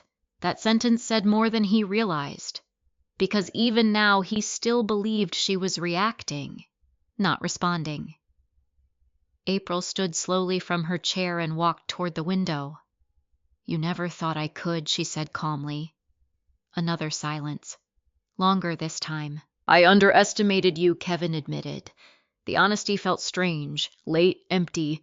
I built everything with you, he added quickly. We can fix this. That word again. April closed her eyes briefly. No, she said softly. Kevin went quiet. What do you mean, no? I mean, I'm done being part of something that only works when I'm smaller than you. Her voice didn't shake. That surprised her, because months ago it would have. Kevin's breathing changed on the other end. I didn't mean to hurt you. But he did. Repeatedly. Systematically. April leaned her forehead lightly against the window glass. I know. A pause. Then softer. But intent doesn't erase impact. Silence stretched between them. For the first time, Kevin didn't have a reply ready, because nothing in his world prepared him for consequences that didn't negotiate. I miss us, he said quietly. That sentence almost broke something inside her again. Almost. But April had learned something important now. Missing a version of someone didn't mean they still existed. I know, she said gently. Kevin exhaled. I loved you. And this time, April didn't argue. She didn't deny it. She simply answered truthfully. I loved you too. A pause. Then she added, but love isn't enough when it's used to excuse harm. Kevin didn't respond. For the first time in their entire relationship, he had nothing left to take from her. April ended the call. No drama, no anger, just silence. She set her phone down on the table and stood there for a long time. Not crying, not smiling, just existing. Sophie found her later that evening. You talked to him. April nodded. How did it feel? April thought about it carefully, like remembering a dream I finally woke up from. Sophie smiled faintly. That's progress. April looked out at the city again. For years she thought healing meant going back to who she was before Kevin, but that wasn't possible, because she wasn't that woman anymore, and maybe that was okay, because the woman she was becoming was finally hers. Kevin Alexander showed up unannounced. Of course he did. Men like him always believed proximity could fix consequences. April opened the door of her Chicago apartment slowly, already knowing who stood outside before she even saw him. He looked different, not in a dramatic way, but in the way power changes a person when it disappears. No tailored suit, no perfect hair, just a dark coat, slightly wrinkled shirt, and eyes that carried too much time alone. For a second, neither of them spoke. Then Kevin exhaled. "I shouldn't have come." April didn't move aside. Probably not. That almost made him smile. Almost. He looked past her into the apartment like he was searching for a version of his life that still made sense. "You're really here," he said quietly. "I live here." A pause. Then Kevin nodded slowly. "I know I don't deserve to say this," he began. April stayed silent. "But I need to say it anyway." He stepped slightly forward, not invading, just close enough to matter. "I lost everything," he said again. "The company, the board, Vanessa, my reputation." April's expression didn't change. "I know." Kevin's jaw tightened. "I didn't think it would actually go this far." That sentence landed differently now, because it revealed everything. Even now, he still believed consequences were optional. April closed the door gently behind him and walked into the room. "Why are you here, Kevin?" He hesitated. That hesitation alone was new. "I wanted to see you." Why, his voice lowered. "Because I thought maybe you'd feel something." April turned slowly. There it was, the expectation. Even in collapse, Kevin still believed she existed to validate his emotions. What she asked quietly, that you'd feel satisfied, angry, anything. April studied him for a long moment and realized something unexpected. She didn't feel hatred anymore. Not really, not the sharp kind. What she felt was distance.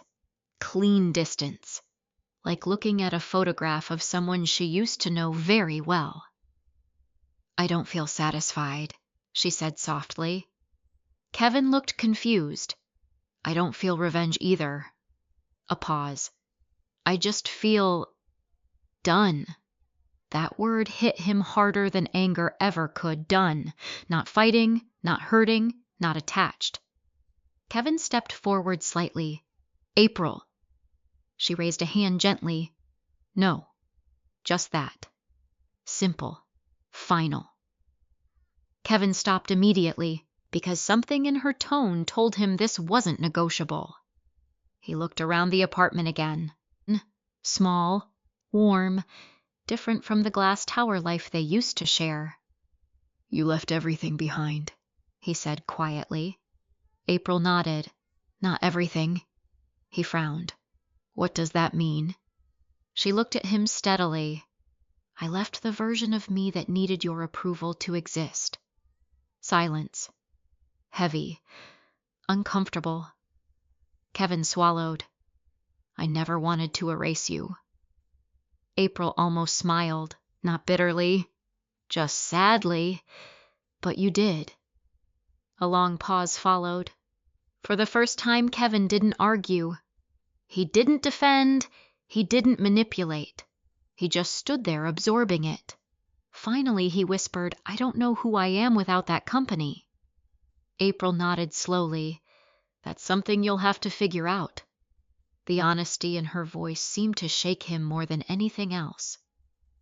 Kevin took a breath. "I loved you," he said again, but this time it sounded less like a weapon and more like grief. April looked at him carefully. "I know." A pause. Then she added softly, "But you loved control more." That sentence landed cleanly. No anger, no performance, just truth. Kevin looked down at the floor. For the first time, he didn't look like a CEO, or a manipulator, or a man used to winning rooms. He just looked like someone who had finally run out of versions of himself that worked. "I don't know how to fix this," he admitted quietly. April nodded once. "I don't need you to." That confused him. "What do you mean?" She stepped closer to the window, looking out at Chicago's quiet skyline. "Fixing implies there's something still attached that needs repairing." She turned back toward him. There isn't. Kevin's breathing changed slightly. You're really done? It wasn't a question. April nodded. Yes. The word wasn't dramatic. It wasn't emotional. It was simply true. Kevin stared at her for a long time. Then his voice cracked slightly. I miss you. April softened just a little. I miss who I was too. A pause. But she doesn't live here anymore. Silence filled the space between them. Not painful, just final. Kevin nodded slowly, like he was trying to accept something he couldn't negotiate with. For the first time, he didn't try to pull her back. He didn't try to win. He just looked at her, really looked at her, and realized she was no longer reachable the way she used to be. I'm sorry, he said quietly. April believed him, but belief didn't equal return. I know, she replied. Another pause. Then Kevin exhaled. I hope you're happy. That question used to trap her. Now it didn't. April considered it honestly. I'm becoming it, she said. Not fully there yet, not magically healed, but moving. Kevin nodded again, then stepped back slowly toward the door. Before leaving, he paused. Do you hate me? The question hung in the air longer than expected. April thought about it carefully, then answered truthfully. No, that surprised him. She continued, I just don't make space for you in my life anymore. That was worse. Kevin nodded once and left. No dramatic exit. No final argument. Just a door closing quietly behind him. April stood still for a long time after he left, not shaking, not breaking, just present. Sophie arrived an hour later with food and no questions. She looked at April carefully. He came, didn't he? April nodded. Was it closure? April thought about it, then shook her head. No. A pause. Closure is a myth people use when they want endings to feel clean. Sophie smiled faintly. Then what was it? April looked out the window. Just the end of him having access to me. Sophie nodded slowly. That sounds more honest.